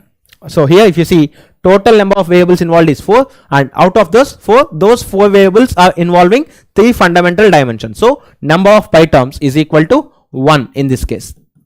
So you'll have only 1 pi term. Okay, so pi is equal to, if you have 4 variables, x1 power a, x2 power b, x3 power c. Let us suppose if you see, if there are 3 fundamental dimensions involved, out of these 4 variables you should take 3 variables as the repeating variables, and of course 1 non-repeating variable. Okay, now out of these 4 variables, q, mu, delta p by l, b, what are the variables to take as the repeating variables? This selection of repeating variables is very much important in Buckingham's pi theorem. Okay, so when you are selecting these variables, first condition that should hold good is these three variables, for example, if you are taking 3 because we got m value as 3, these 3 variables should involve all the fundamental dimensions in the problem. Okay, so if you see, this complete problem has involved 3 fundamental dimensions: mass, length and time. So the choice of this x1, x2, x3 should be in such a way that they should include all the fundamental dimensions. This is point number 1. Next, second, out of these 3, one variable should definitely indicate flow properties or the fluid properties actually. Okay, so one of the variables should definitely involve fluid properties. Okay, so what is the fluid property? So if you see, out of these 4 variables, one variable that talks about the fluid property is dynamic viscosity. So let us take one property to be dynamic viscosity. Okay, one property to be dynamic viscosity into x2 power b. So what is x2 power b actually here? X2. So one more variable should talk about the flow dimensions, means the basic characteristic length of the flow. So if you see, in this flow, the property that talks about the flow geometric condition is this b. So b to the power b, let us say. Okay, and third property should talk about flow parameter. It could be flow velocity, acceleration, anything. Okay, or pressure, anything, but it should talk about the flow parameters. Okay, so the flow parameter out of these 3 quantities is delta p by l, delta p by l. So whole to the power c times the 4th variable, which is discharge. So this quantity, if you multiply, this quantity should be a dimensionless quantity. Means if you take the dimensions of this complete term, this should be dimensionless. Clear? This is actually how we actually calculate the we actually choose the repeating variables. The repeating variables should involve all the fundamental dimensions. Means if you take mu, b, delta p by l, if you take all dimensions of this, they should completely involve all the fundamental dimensions involved. You take mu, it involved all the 3. So definitely in this mu, b, delta p by l, if you combine the dimensions of all this, definitely all the 3 fundamental dimensions in the problem are finished. Okay, now one property should be flow parameter, one variable should be geometry of the flow, and one variable should be fluid property. Okay, so that's how we decided these 3 are the repeating variables in this case. Okay, so but of course we have only one pi term. So now if you do dimensional analysis, let us see how we'll do that. If you do the dimensional analysis, so we know m power 0, l power 0, t power 0 is equal to dynamic viscosity whole to the power a. So m l power minus 1, t power minus 1 power a into b. B is basically b is length, so length power b, and we have delta p by l. So what are the units of delta p by l? M l power minus 2, t power minus 2, m l power minus 2, t to the power minus 2 power c times of this q. So what are the dimensions of this q? What are the dimensions of this q actually? Q has dimensions of l cube t power minus 1, l cube t to the power minus 1. So these are the dimensions actually here. Okay, so if you simplify this, you should get 0 dimensions. So this can be written as mass power a plus c, l power minus a plus b minus 2c plus 3. Plus 3. Okay, so t power minus a minus 2c minus 1. So these are the variables totally. Okay, now if you see, if these 2 quantities are same, means if both this has to be dimensionally same, then in that case you will get 3 equations with 3 unknowns. What are they? You have this a plus c is equal to 0, minus a plus b minus 2c is equal to minus 3, or in other words you can write this as a minus b plus 2c is equal to 3. This is one equation. A plus 2c minus a minus 2c minus 1 is equal to 0. So this gives you, if you multiply a minus sign all over, a plus 2c plus 1 is equal to 0. So a plus 2c is equal to minus 1 actually here. Okay, so these are the relations. So a plus c is equal to 0, a plus b plus 2c is equal to 3, and a plus 2c is equal to minus 1. So using these 3 equations, you can solve for 3 unknowns. Okay, 3 equations, 3 unknowns you can solve. So directly let us substitute this a plus 2c equal to minus 1 here. Minus 1 minus b is equal to 3. So b is equal to minus 4. B is equal to minus 4 is what you got here. Okay, B is equal to minus 4. Next, A plus C is equal to 0. So A is equal to minus C. If you put A is equal to minus C, C is equal to minus 1, because minus C plus 2C gives you 1 plus C. So C is equal to minus 1. So A is equal to 1. So these are the quantities. Okay, so this means this term, the first pi term, dimensionless term, is equal to mu power A, which is mu power 1 into mu B power B. So B power B is minus 4 into delta P by L whole power C. So this is minus 1, delta P by L whole power minus 1 into Q, which means one thing is very clear. Q actually depends upon if you shift these terms to the other side. So Q into mu by delta P by L into B power 4 is the case. Okay, so now this condition has to be constant for all the flow conditions. Okay, so Q into mu divided by delta P by L into B power 4. Okay, so this is what we actually have here. Clear? So Q is equal to, if you write, is equal to pi 1, for example, is equal to some pi 1 dimensionless term. So that's why if you see the dependency of Q depends something on delta P by L. You cannot say is equal to, but proportionality, because dimensional analysis never gives you proportionality constants. So Q is proportional to delta P by L, B to the power 4 by dynamic viscosity value. Now this is the dependence of Q on these terms. Actually Q is directly proportional to these quantities. Now they told you if you double the B, what happens? Okay, so from this analysis we can understand they are asking you if the pore size B is doubled, the volume flow rate increases by a factor of dash. So here, keeping these terms constants, because they didn't talk about these terms, so you know Q1 by Q2 is equal to B1 power 4 by B2 power 4. So when B2 is 2 times of B1, this value is 16. So this implies Q2 is equal to 16 times of Q1 actually here. Okay, so the flow rate gets multiplied by 16 times actually if you double the pore diameter. Clear? So if you double the pore diameter, we actually get this flow rate increased by 16. So flow properties means not flow property, fluid properties. Okay, fluid property, flow parameters and flow dimensions, basically one characteristic dimension of the flow. Clear? Not the flow property. Fluid property, flow parameters and this, what do you say, this flow dimension basically. Okay, so these are the three variables that these variables should involve these three elements. Okay, flow parameters means any flow parameter like velocity, pressure, acceleration, anything that describes the flow. Okay, flow parameters means basically this velocity, acceleration, pressure gradients, anything that tells something about the flow. Okay, you can choose any quantity. Clear? Okay, Abhimanyu, Hari Prasad, Amit, Pritam, Nikhil, Rohit, all of you guys. Okay, got it? Now let's go for the next question quickly. A 1:16 scale model was tested in fresh water at a corresponding velocity. The prototype boat, so it's a basically boat model. The prototype boat has to move in sea water of specific weight 10105 Newton per meter cube at a velocity of 25 meters per second.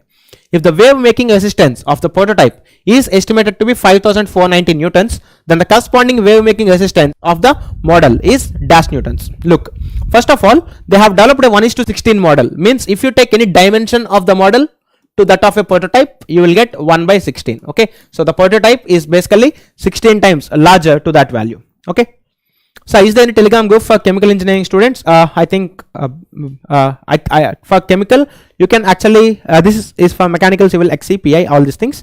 Yes, for chemical I think there is no special Telegram group, but you can join the mechanical group for time now. Okay, because you can talk about some thermodynamics, heat transfer, fluid mechanics, maths, these common subjects. Okay, next, sir, in parameter का arrangements को ऐसी ही arrangement में,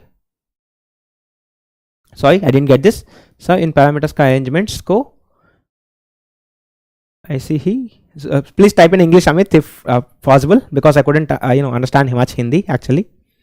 So in parameters का arrangements को इसी arrangements में ही use करेंगे. Sorry, please you can ask the questions in English if possible. Okay, because I couldn't understand much of the Hindi. Okay, right now, but very soon I'll definitely answer all your questions in Hindi. Okay, fine. So let us see. this case. So they have given you this 1 by 16. Okay, is tested in fresh water. So let us write the conditions for model and prototype. Model and prototype.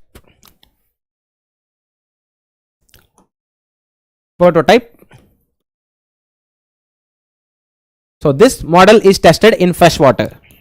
This is tested in fresh water. Okay, so this is tested in fresh water. The prototype boat has to move in seawater. Okay, so this is moved in seawater, because actually boats move in sea. Okay, so seawater. Specific weight is given at a velocity of 25 meters per second. So velocity of the prototype is 25 meters per second. Okay, then what about the velocity of the model? Nothing is given. If the wave making resistance of the prototype is estimated to be 5.49 kilonewtons. Okay, so the resistance, which is in this case, resistance means basically some force, resisting force, let us say Fr, resisting force is in this case is 5000. How much did they give you? 490 newtons. 5490 newtons. Okay, so this is 5490 newtons. Okay, now in that case, then the corresponding wave making resistance of the model, so Fm is what? Okay, so this is what they are asking you. Okay, Amit, you can replace velocity by discharge. Yes, we can replace, no issues. Okay, we can replace, no issue. One thing that should be of the flow parameter actually. Okay, now if you see this model, now if you see the resistance, resistance depends upon area of, means resistance is nothing but the drag that is offered will depend upon this projected area and velocity square. We know this from our analysis, basically without doing some analysis, since we know directly, the drag force, which is nothing but the resistance force, will depend upon area square and velocity square. Okay, so sorry, area into velocity square. Okay, so area into velocity square, projected area times velocity square. So which means one thing is very clear, this Fm and of course the density of the fluid. Okay, rho a v square. Okay, so if you see Fr, the dimensions of this Fr, if you take, this is proportional to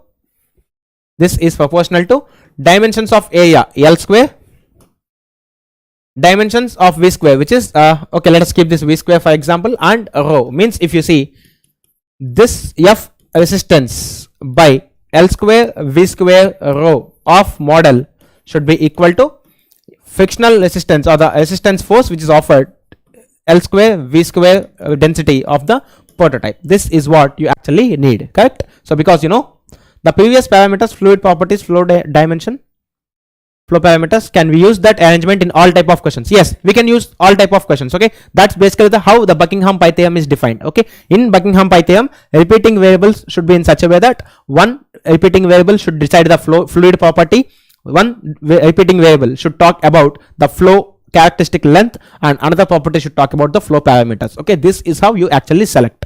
It's not like you should select exactly Q, exactly delta P, nothing like that. Okay, but these quantities should involve all the fundamental dimensions and they should be of these categories. Okay, clear? Now let us use this. Fr by L square v square of density of the model should be equal to this frictional resistance of divided by L square v square rho of the prototype. Okay, because this is the relation. Now if you see, they are asking what is the frictional resistance in case of the model. Okay, so frictional resistance of the model can be written as frictional resistance offered in the prototype into length of the model by length of the prototype whole square into velocity of the model by velocity of the prototype whole square into density of the model by density of the prototype. Okay, this is how we can calculate this frictional resistance on the model. But now out of these quantities, length scale is given, densities we know in both the cases, densities is given. Of course, one is seawater, one is for fresh water. We can take 1000. That's okay. Frictional resistance on the prototype is also given. Vp is given. The only thing you should calculate is Vm. Okay. So we don't know Vm. How we'll calculate the Vm? This is the case of a boat. So it's a partially submerged and freely floating body actually. So in this case of boats, the forces that are dominant is inertia force and gravity force, correct? Because the movement of the ship is decided by the inertia and the stability in this case is decided by the gravitational force. Okay, so that's why inertia and gravitational force are the most. So why length ratio? Because you see, area is actually having the dimensions of L square. That's the reason. Okay, area is having this dimensions of L square. Okay, so to get these values, we were given this Lm by Lp, length ratio is given. Okay, now let us see. Okay, Abhimanyu, now let us try to understand this. Whenever inertia and gravitational forces are dominant in the physics, means basically if in the physics of a floating bodies or in bodies moving with free surfaces, inertia forces and gravitational forces are the most important forces in maintaining the body actually. So if you see the dimensionless number directly, if you take inertia by viscous force, if you take inertia forces is nothing but mass into acceleration. So rho inertia force is nothing but mass into acceleration. So if you take inertia force Fi, inertia force, if you see, this is mass into acceleration, Lt power minus 2. This mass can be written as rho density into volume. Okay, so you can write this, for example, this is the basically the inertia force. Okay, similarly gravitational force also you can write, gravitational force is also m into g, gravitational force Fg is also equal to mass into gravity. Okay, so this is mass into gravity. Now this L power 4 T power minus 2 can be written as, this dimensions can be written as V square dimensions, correct? Because if you see meters per second, actually if you see meters per second is actually can be written as L T power minus 2. So in this equation, if you split, we can write this as rho L square T power minus 2. So these are the dimensions of meter square, so we can write rho L square V square. Similarly here also, if you write this equations, for example, mass into gravity, mass can be written as rho into L cube, density into volume times density, so rho L cube G. So if you see rho gets cancelled, L square will cancel this one time, so V square by GL is what this dimensionless quantity is actually important, because this is ratio of two forces. If this is ratio of two forces, then it is dimensionless, so this quantity is also dimensionless. So for in this case, this quantity V square by GL has to be maintained constant in both model and prototype. Okay, because when you go for the dynamic similarity, the forces which are of predominance should be maintained, the ratios of these predominating forces should be maintained equal. Okay, and this dimensionless number which is here is called Froude number. Sometimes they talk about the square root of this, because to eliminate the square on this V, we'll define this as, this dimensionless quantity V by root GL is called Froude number. Okay, Froude number, clear? So this is called Froude number. And okay, in general diameter ratio, so why length ratio, in general diameter ratio. So basically here we are talking about the dimensions. Okay, so it's diameter or length, the ratio remains same. Okay, look, in general diameter ratio, I understood, I got you out. So see here, whenever you are designing these models, you follow something called geometric similarity. Okay, so what is geometric similarity is, look, let us suppose if I'm making some cylinder, there is some big cylinder of some 10 meters diameter and some 100 meters length. If I want to generate the model of that, then definitely we should make the model and the prototype geometrically similar. The meaning is, the diameter of this model to the diameter of this prototype, this ratio, diameter of the model to the diameter of the prototype, this ratio should be same as length of the model to the length of the prototype. Okay, understood? So lengths, every dimension should be of same ratio actually. Means, for example, if I am designing a cube, this is some, I want to study some thermal conductivity of the cube or something. So let us suppose I have made some model. This model should be made in such a way that if this is A, this is A dash, this is B, this is B dash, this is C, this is C dash, then I should make this model in such a way that this A by A dash will be same as B by B dash, should be same as C by C dash, everything. And this is called the length ratio. Clear? Understood? All the dimensions should actually match in the sense, sorry, they should be of equal proportion. Okay, this is called geometric similarity between the model and the prototype actually. Clear? This geometric similarity has to be maintained between the model and the prototype. Clear? Now this quantity has to be equal. Okay, so let us first equate that, then we'll get the Vm value. Let us see. So let us see this value. So V by root GL of the model should be equal to V by root GL of the prototype. How we got this expression V by root GL? Basically from this analysis, since because in a floating bodies and all, inertia force for the movement of the ship or movement of the boat is important, and also the stability in the direction is also important. So gravitational and inertial, these are the important forces for bodies like boat, ship, all these partially moving bodies. Okay, partially submerged and then moving bodies. Okay, so V by root GL. So now if you see, G is anyhow common in both the things,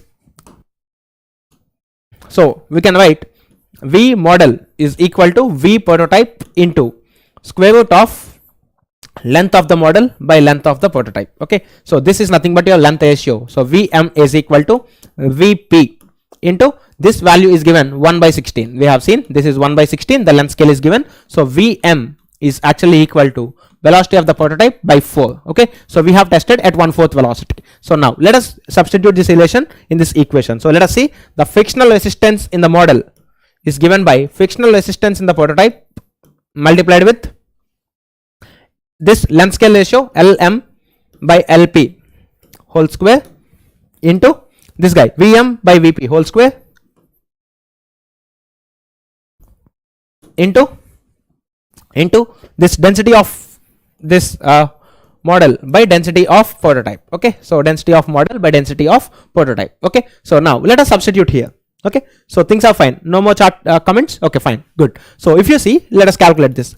Frictional resistance in the model is equal to frictional resistance in the prototype. They have given you this. Frictional resistance in the prototype is 5490. This guy is 1 by 16. Vm by Vp 1 by 4. Density of fresh model is moved in fresh water, correct? So since specific weights are given, let us multiply one G and G here. So this is specific weight of the prototype fluid, which is given to you something around, what did they give you here? What did they give you? Specific weight of the seawater, specific weight 10105. Okay, and this specific weight of the model, it is fresh water. So if you multiply 1000 into 9.81, we'll get 9810. So this is the value of this frictional resistance acting on the model in newtons. Okay, so let us calculate this value. 5490. Let us calculate this. 5490 into 9810. So this value divided by 16 square, 256 into 4. So let us write divided by 256 into 4 into 10105. So this value 5.2048. 5.2048 newtons. So this is the frictional resistance which is acting on the model. Okay, so let us see the value. 5.2048. Okay, did we make any calculation? So once please check. Okay, square of this, now this is square, so divided by 1 more 4 actually here. This is 1 by 4 because if you see there is square on the top, so this has to be squared. So this has to be squared actually. Okay, so means 1 more 4 you have to divide for this value. For the value which you just got now, you need to divide it with 4. Okay, 1.3012. 1.3012 newtons. Clear? Yes, 1.3 basically 1.3 newtons. There is a square here, we forgot this square. Okay, so that's why making some calculation mistakes always, you lose marks. So 1.3012 newtons. Okay, so I think this is the value which is given to you. 1.30 is 1.3, 1 decimal place, 3 decimal places, 1.30 newtons, which is in between these two values. Clear? Okay, 1.3012 newtons. Okay, now clear? So basically this is how we solve this question. Okay, next question. So let us see. The drag coefficient on an airplane is defined by CD is equal to 2 times of the drag force divided by rho v square L square. So first of all, एक बार दोबारा quick explain कर दीजिए please sir. Okay, so this question, we know frictional resistance will be proportional to these values. Okay, so dimensions of A is L square, V square, rho we have taken. So this ratio Fr by L square V square O for model should be same as for prototype. Okay, now we have adjusted mathematically these terms. Now one thing that we don't know is this relation Vm by Vp. So for identifying this Vm by Vp, we know that inertia and gravitational forces are the dominating forces in the motion of a boat. Then we calculated the ratio of Fi by Fg, which gave you V square by Gl. So V by root Gl should be same actually here. Okay, so that's why if you see, actually here we have actually calculated VL. Okay, but in actual case you need not even calculate Vm, because if you see this, if you equate from this relation, you got Vm by Vp is nothing but root of Lm by Lp. So you might have substituted here. So this calculation we have done. That's why if you see I didn't calculate this value actually. So we have directly substituted here. Okay, this Vm by Vp can be replaced as square root of Lm by Lp. So this could be one Lm by Lp. This is Lm by Lp whole cube times this quantity. Okay. So how can I define which model to use? Means basically which dimensionless number to use. It depends upon the physics. For example, in a fluid, in a complete fluid, if some body is moving at some velocity v, then you should go for the inertia and viscous forces, because in that case it is completely filled with fluid. So that's why whenever the body is trying to move, there is definitely some viscous forces that try to act. So inertia and viscous forces should be dominating in that case. Okay, so that's why we generally go for the Reynolds number. Okay, so Reynolds number is the ratio of inertia to viscous forces. So whenever the body is completely submerged, then to identify the drag, we get to know of this inertia by viscous forces, which is balance of Reynolds number between the model and the prototype. If the bodies are flowing, for example, if the bodies are floating in the like boat, ship, all this kind of thing, if they are partially submerged and moving with some velocity, then in that case fluid number is Froude. I don't know how you pronounce this, but fluid is the correct pronunciation. So fluid number is the dimensionless number that should be made equal between this model and the prototype. Okay, but let us suppose the fluid is submerged, but let us suppose if the flow is compressible in nature, means if the flow is moving at sonic speed, if the bodies are moving at some sonic speed and all, then definitely Mach number, because compressible flows are dealt in Mach number. So you should equate Mach number between the model and the prototype. Okay, if there is some involvement of surface tension, then Weber should be equal to Reynolds number of the prototype. Okay, so Reynolds number of the model should be equal to Reynolds number of the prototype here. Okay, so when Reynolds number of the model is equal to Reynolds number of the prototype, let us see what it comes out. Okay, Reynolds number of the model is equal to an issue. Sir इसको note कर दीजिए. Any issues with internet? Please tell me. Any issue with the class? Buffering or something? No?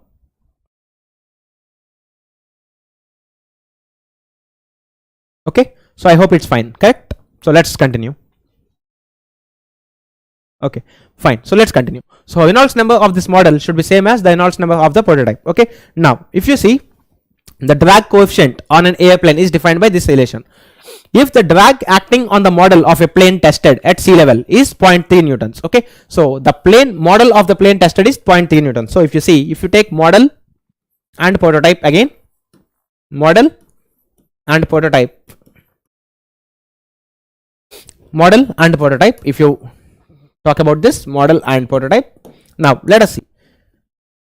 The drag acting on the model of a plane tested at sea level is 0.3 newtons. F drag in the model is 0.3 newtons. Okay, take density of the prototype is 0.9090 kg per meter cube. So density in this case is given 0.9090 kg per meter cube. Okay, at an altitude of 3 kilometers. So this is tested at an altitude of 3 kilometers. And density of model is 1.225 kg per meter cube. Density of model fluid is 1.225 kg per meter cube. Maybe some air. Okay, they have tested. If speed of the prototype is 20 times the speed of the model, speed of the prototype is 20 times the speed of the model at an altitude of 3 kilometers. Length of the prototype is 15 times the length of the model. Length of the prototype is 15 times length of the model. Then the drag force acting on the prototype is dash kilonewtons. Okay, so let us see the drag force. If you see, if Reynolds numbers are equal, that means CD of model should be same as CD of prototype, because you see CD is nothing but just some constant divided by Reynolds number. So in this case, since inertia and drag forces are moving, so inertia and viscous forces are the most predominant forces. So Reynolds number is the dimensionless quantity that should be made equal between the model and the prototype. So if Reynolds numbers are same, then the coefficients of drag between the model and the prototype should be same. CD model should be same as CD prototype. Okay, now what is CD of the model? 2 times of FD of the model divided by, so CD is given by 2 times of FD by rho Vm square Lm square. So this should be equal to 2 times of drag force acting on the prototype by density of the prototype fluid, velocity of the prototype square into length of the prototype square. Okay, so they are talking about what is the quantity they are asking you. The drag force on the prototype is dash kilonewtons. Okay, so let us see. Drag force on the prototype, 2 gets cancelled. So drag force on the prototype FDP is equal to drag force on the model into density of prototype by density of model into velocity of prototype by velocity of model whole square into length of the prototype by length of the model whole square. Okay, so we have these quantities. So now let us substitute and let us try to get some relation. Drag force acting on the prototype is equal to drag force acting on the model. So what is the drag force acting on the model? 0.3 newtons into density of prototype by density of model. Density of prototype is 0.909. Density of model fluid is 1.225. Velocity of prototype by velocity of model, this is 20, so 20 square 400 into length of prototype by length of model 15, 15 square 225. Okay, so let us calculate this value. You are going to get in newtons, so convert this to kilonewtons. Okay, let us see. 0.3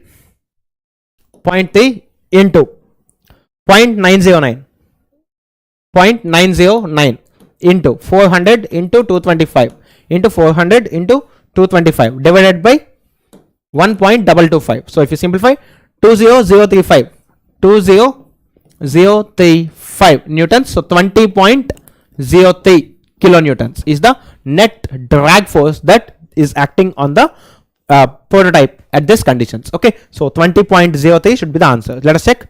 Okay, options are given 20. Yes, 20.03. So that is 20 very closely. 20 kilonewtons is the drag force that is acting on the prototype, actually the existing plane. So this is A in kilonewtons. Okay, this is in kilonewtons. Clear?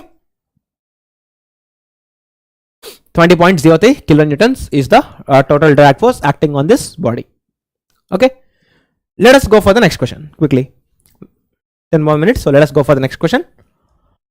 The resistance R to the motion of a completely submerged body is given by resistance force is equal to rho v square L square into some function of this V L by nu. This is nothing but the Reynolds number, so some function of the Reynolds number, which is basically the drag coefficient, of course, where rho and V are density and kinematic viscosity of the fluid, while L is the length of the body and V is the velocity of the flow.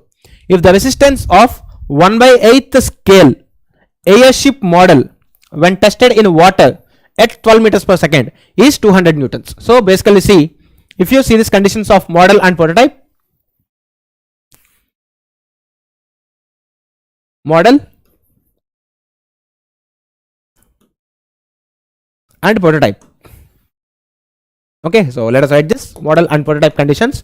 Now let us see the conditions. Okay, so this frictional resistance is actually given by this function rho L square V square times some function of V L by nu.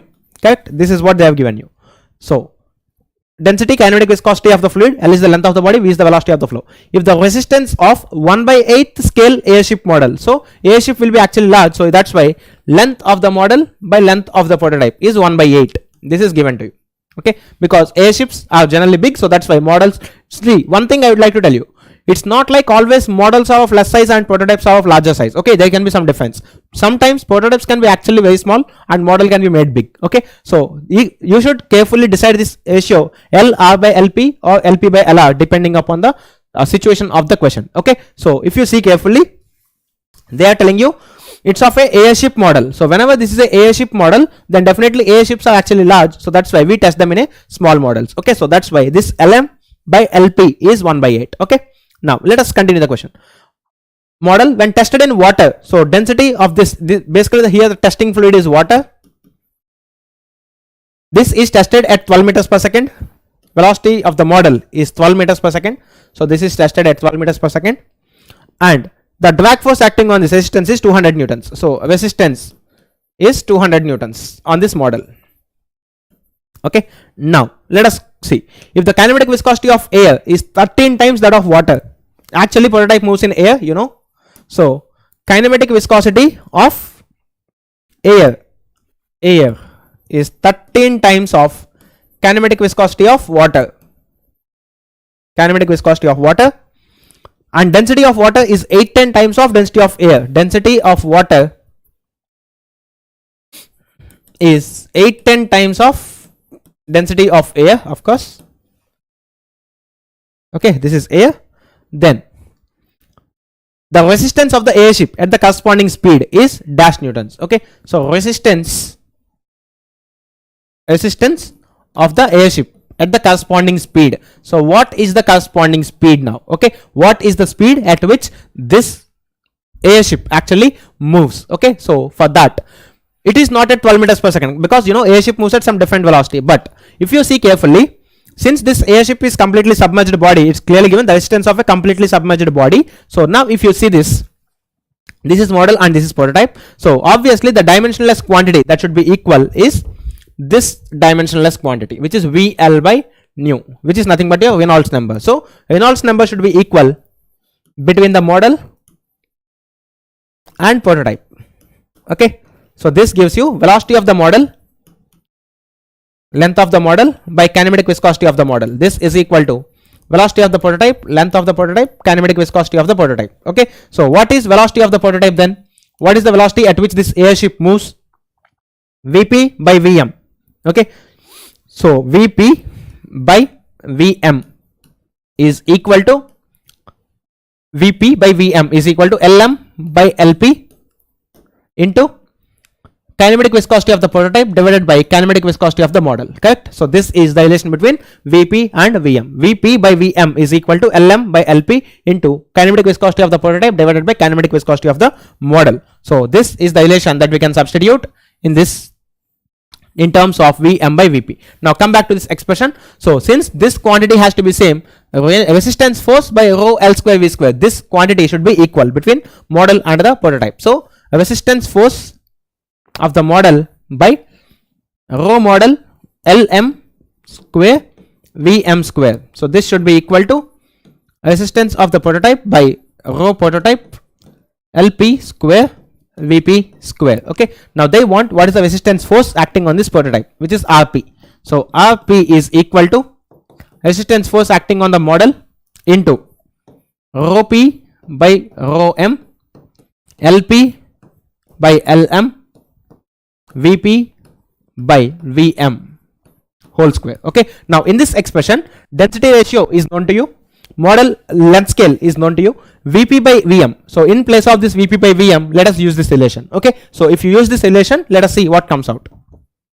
Resistance force acting on the prototype is equal to resistance force acting on the model into density of prototype by density of model times Lp by Lm whole square into Vp by Vm whole square. In Vp by Vm you get Lp by Lm, so square. So this length scale totally gets cancelled. We have kinematic viscosity of P by kinematic viscosity of M whole square. Okay, so this is the total ratio that is available to you. Clear? So we have the density ratio and we have this kinematic viscosity square ratio, and exactly those two are given here. Okay, so let us substitute and get the answer. So this is equal to, on this model the resistance is 200 newtons, density of prototype by density of model. So out of these two, which is prototype? A is prototype, so density of prototype by density of water, which is 1 by 810, 1 by 810, because if you see density of air, which is the prototype fluid, by density of model is equal to 1 by 810. Kinematic viscosity of prototype by kinematic viscosity of water. So if you see these two, kinematic viscosity of prototype is air, So kinematic viscosity of air by kinematic viscosity of water, which is 13. So 13 square, some newtons. Okay, so this we shall calculate here. Okay, so let us calculate 200 by 810, 1.25 almost, into 13 square, which is 169, 41.728, 41.728 newtons. Okay, is it 13 square 1 by 4? Okay, so 41.728 actually here, correct? So I think this should be the correct answer. 41.2 to 42.2, so 41.73 newtons if you round off to 2 decimal places. Okay, clear? This length terms got eliminated because in Vp by Vm whole square, if you multiply the square of this term, this Lp by Lm whole square and Lm by Lp whole square gets cancelled. Okay, so that's why we exactly have the relation of densities and kinematic viscosities. So 41.72 is the correct answer in this case. Clear? Okay, so please type in the chat box, is this clear to all of you? 41.72 kilonewtons. Okay, 41.728 kilonewtons actually here. Okay, so this is the resistance which is experienced by the this ship, airship. So let's go for the next question. Sorry, we have some more questions. Mu, density and K are the dynamic viscosity, density and bulk modulus. Okay, bulk modulus of elasticity. Okay, and suffix R represents the ratio of model to prototype model. So if you see this, if you see suffix R anywhere, okay, so this suffix R tells you this is ratio of model by prototype properties. Okay, now model testing to the prototype. Model testing is to be done for the design of a aircraft. So you have to do a model testing for the design of an aircraft. Okay, so obviously you know aircraft moves in the air completely submerged, so that's why Reynolds number of the model should be made equal to that of the prototype. Okay, now the length scale ratio for similitude condition should be, so what should be the length scale ratio for the similitude condition? So let us see this. So in previous question, why we are not including physics, PHY and RE? What is PHY? I didn't get, Amit. What is PHY and RE?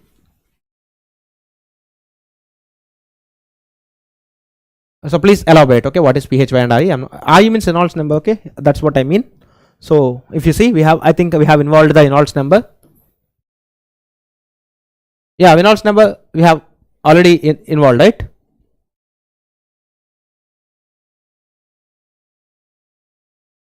Yes, Reynolds number we have already involved. Only from this Reynolds number relation we got this relation. Okay. Okay, phi. Phi means basically, what is this phi? Okay, this function, because this value is same, so it get cancelled out in both the terms. That's the reason. Okay. So since this value has to be same for both the things, so R by, if you divide this quantity, it gets cancelled on both the sides. Okay. So that's the reason. Clear? For model and prototype, this value has to be same, so definitely this function is same in both model and prototype conditions. So that's why if I write phi here, they get cancelled off directly.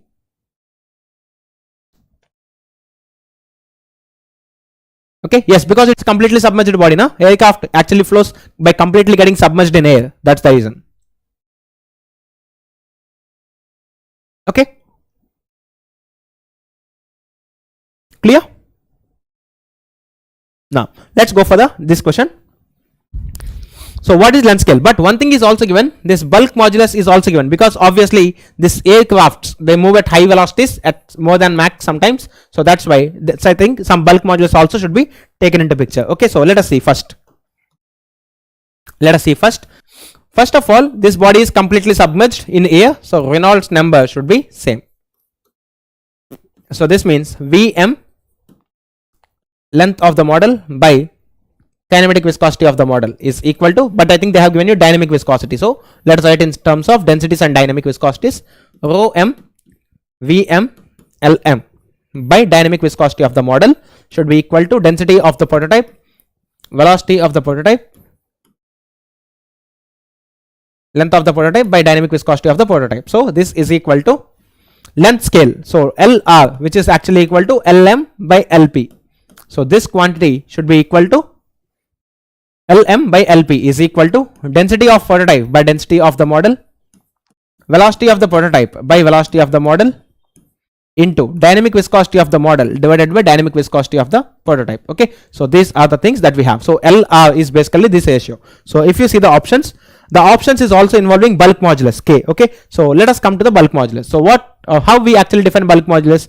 If bulk modulus, if the compressibility effects are involved, then the dimensionless number that talks about the compressibility effects in the flow is actually a Mach number. Okay, so Mach number of the model should be same as Mach number of the prototype, because the compressible effects, bulk modulus is also brought to the picture. So what is Mach number? Velocity of the case divided by this acoustic velocity. Acoustic velocity is nothing but this value, because if you see, Mach number is equal to V by A and acoustic velocity is nothing but square root of K by O, correct? So bulk modulus divided by density with a square root gives you the acoustic velocity. So this is the value, Vp by root of K. Just a minute. Kp divided by density of the prototype fluid. So what is the relation between Vm and Vp? Vp by Vm we need. Okay, so Vp by Vm is equal to square root of Kp by rho p into root of rho m by K model. Okay, so if you simplify this, we get square root of Kp or Kp, okay, Kp by Km, bulk modulus of these two, into root of rho m by rho p. Okay, so this is the expression for velocity of the prototype divided by velocity of the model from the compressibility effects. Okay, so here we got this relation. So let us substitute this here. So this implies LR is equal to rho p by rho m into, in this velocities we can replace with square root of rho m by rho p multiplied with square root of bulk modulus of the prototype by bulk modulus of the model times dynamic viscosity of the model divided by dynamic viscosity of the prototype. Okay, so now if you see these values, we can cancel this one time. So this gives you square root of density of prototype by density of the model into square root of this bulk modulus of the prototype by bulk modulus of model into dynamic viscosity of the model by dynamic viscosity of the prototype actually here. So you see, in this question it's given you the subscript R actually talks about model by prototype. Okay, so if you want to write this in terms of subscripts of R, this implies your LR is equal to length ratio is equal to, this is prototype by model, so you can write this 1 by square root of rho R, 1 by square root of rho R into, this is also prototype by model, so if you take inverse of this, we have one more bulk modulus scale into, this is model by prototype as usual, so scale ratio of the dynamic viscosity. So this implies length ratio is given by dynamic viscosity ratio to square root of density ratio into this bulk modulus ratio. Okay, so that's how LR is equal to this quantity. LR is equal to mu R by root rho R into this bulk modulus ratio. So let us see, where is this mu R? Yes, here it is, option B, mu R by density square root of density ratio into bulk modulus ratio. Clear? So that's how we have this answer B. Okay, so basically we have taken two types of effects into effect, drag forces which is governed by the Reynolds number, and also this compressibility effects which are governed by the Mach number of the flow. Clear? Did you all understand this?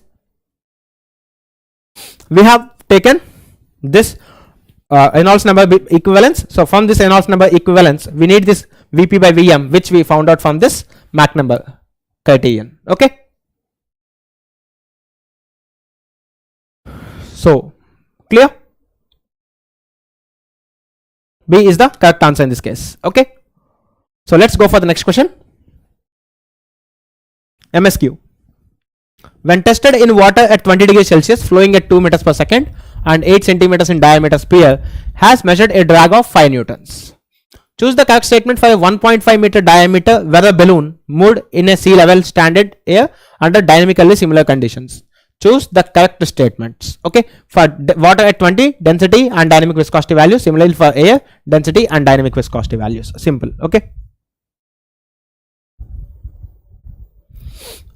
Mac and Reynolds drag की condition note cover दीजिए. Look, for drag I'm just telling you, you can see whenever drag forces are same, this Reynolds number between model and Reynolds number between the prototype should be same when drag is the idea.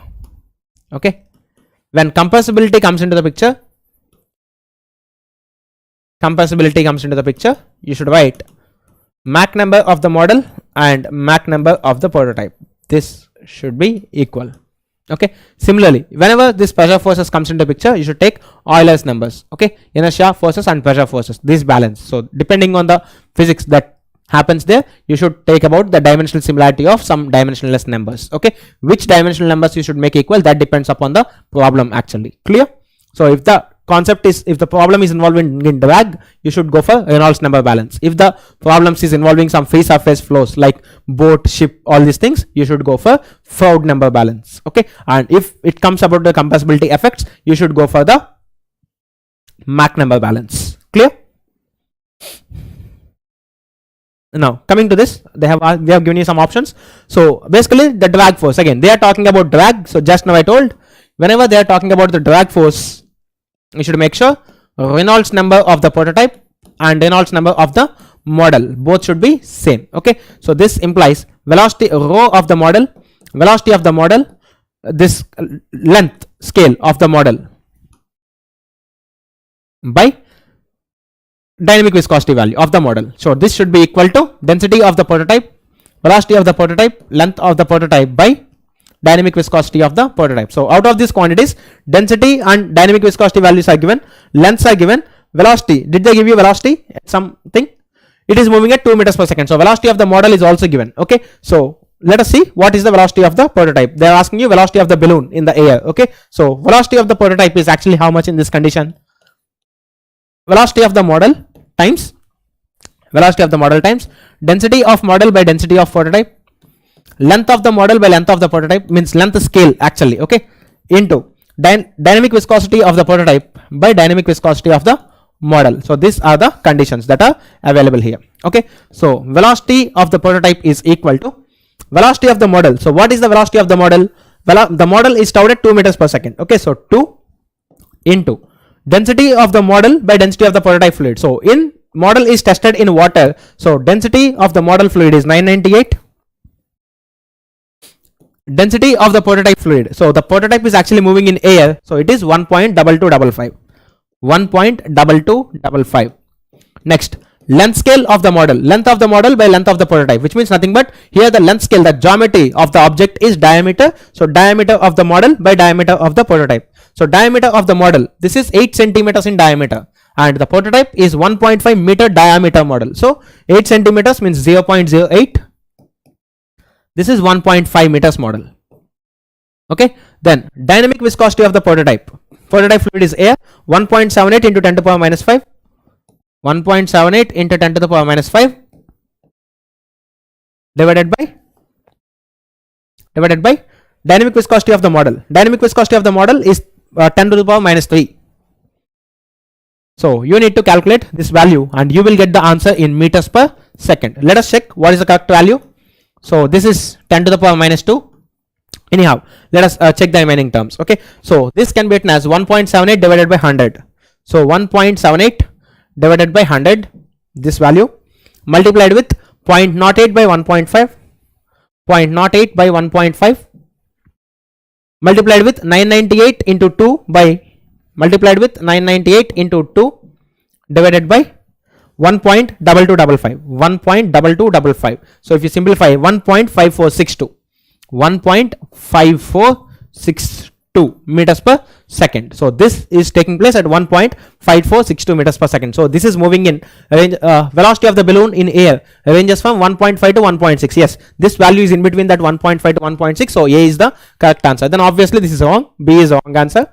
Now what is the second quantity they are interested in? Drag force on the balloon. Great. So if they want the drag force, you know, drag force by rho a v square, this has to be constant, correct, of the model and the prototype should be same because the Reynolds number is same. So drag force by rho a v square in these two cases should be same. Okay, now let us see.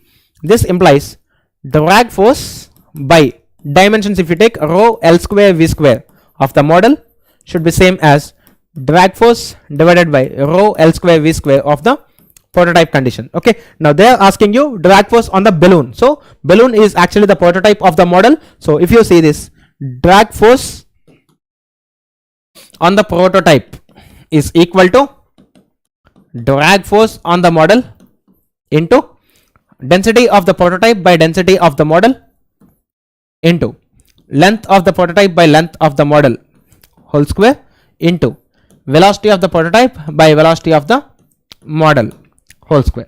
Okay, so now let us see, densities is known to us, length scale is known to us, velocities just now we have calculated, velocities is also known to us. That's it. So let us calculate this. What is the drag force on the model? 5 newtons. Okay, so this is subjected to the drag of 5 newtons. So let us keep 5 into density of prototype by model. So prototype fluid is actually air. 1.2255 by 998. 1.2255 by 998. Length scale, model by prototype, this is 1.5 meters and this is 0.08 whole square into velocity of the prototype, which is how much is this? 1.5462.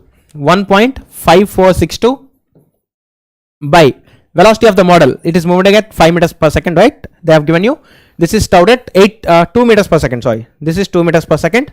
So just a minute, sorry,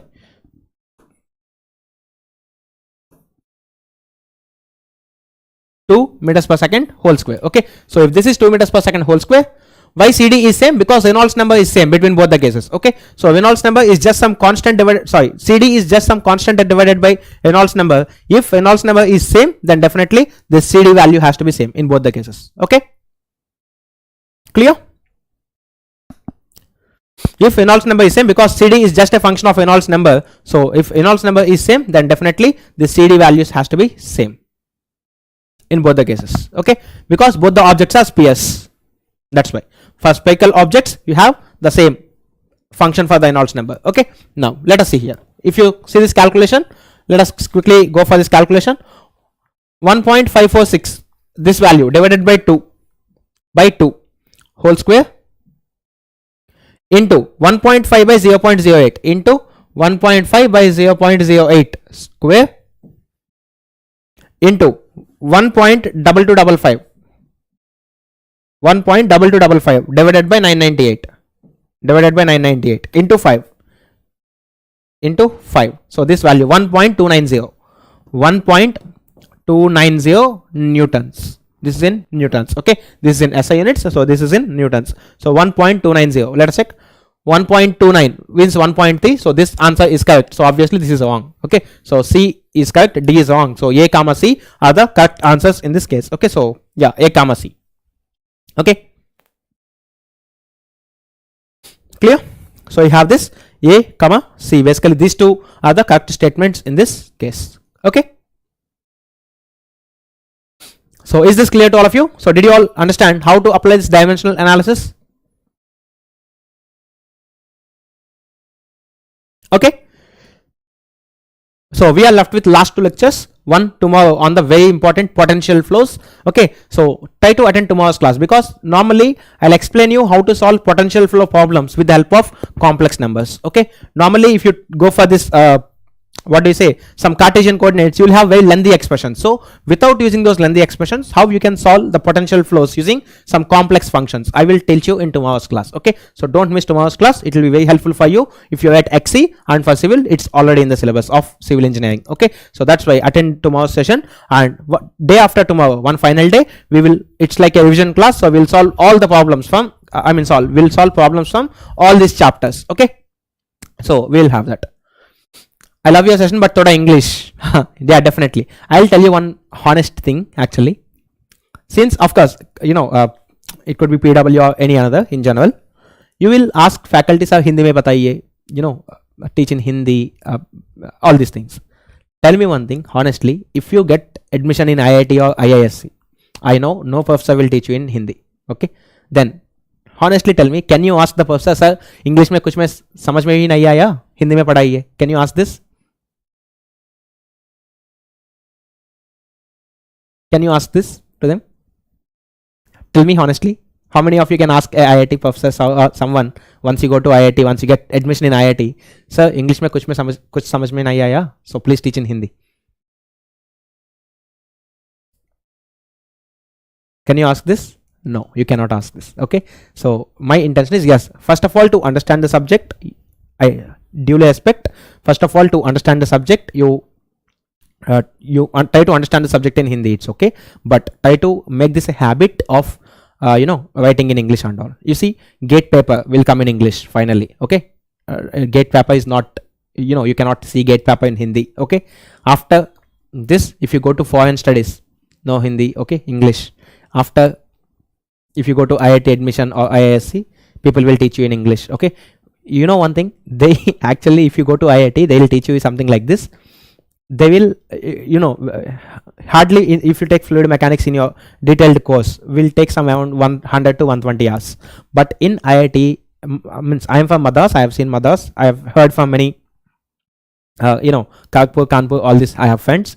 They told me that if you start a fluid mechanics course then in IIT, number of hours the faculty teaches you will be hardly 35 to 40, somewhere in between this. Okay, and within this 35 to 40 hours, they will teach you much deeper concepts, much more mathematics, much more complicated equations than this. Okay, so at that time you will face little issues. So please try to make this a habit of understanding in English and try to do it. Okay, that's it. Yes, Hindi is national language, I do expect it, but it's not the case when you go to IITs. Okay, thank you all. So fine, now let us see. So this is our team basically, which I have introduced you many times. So thank you all. We'll meet tomorrow for the potential flow class. Okay, thank you. If you have any doubts, you can ask me.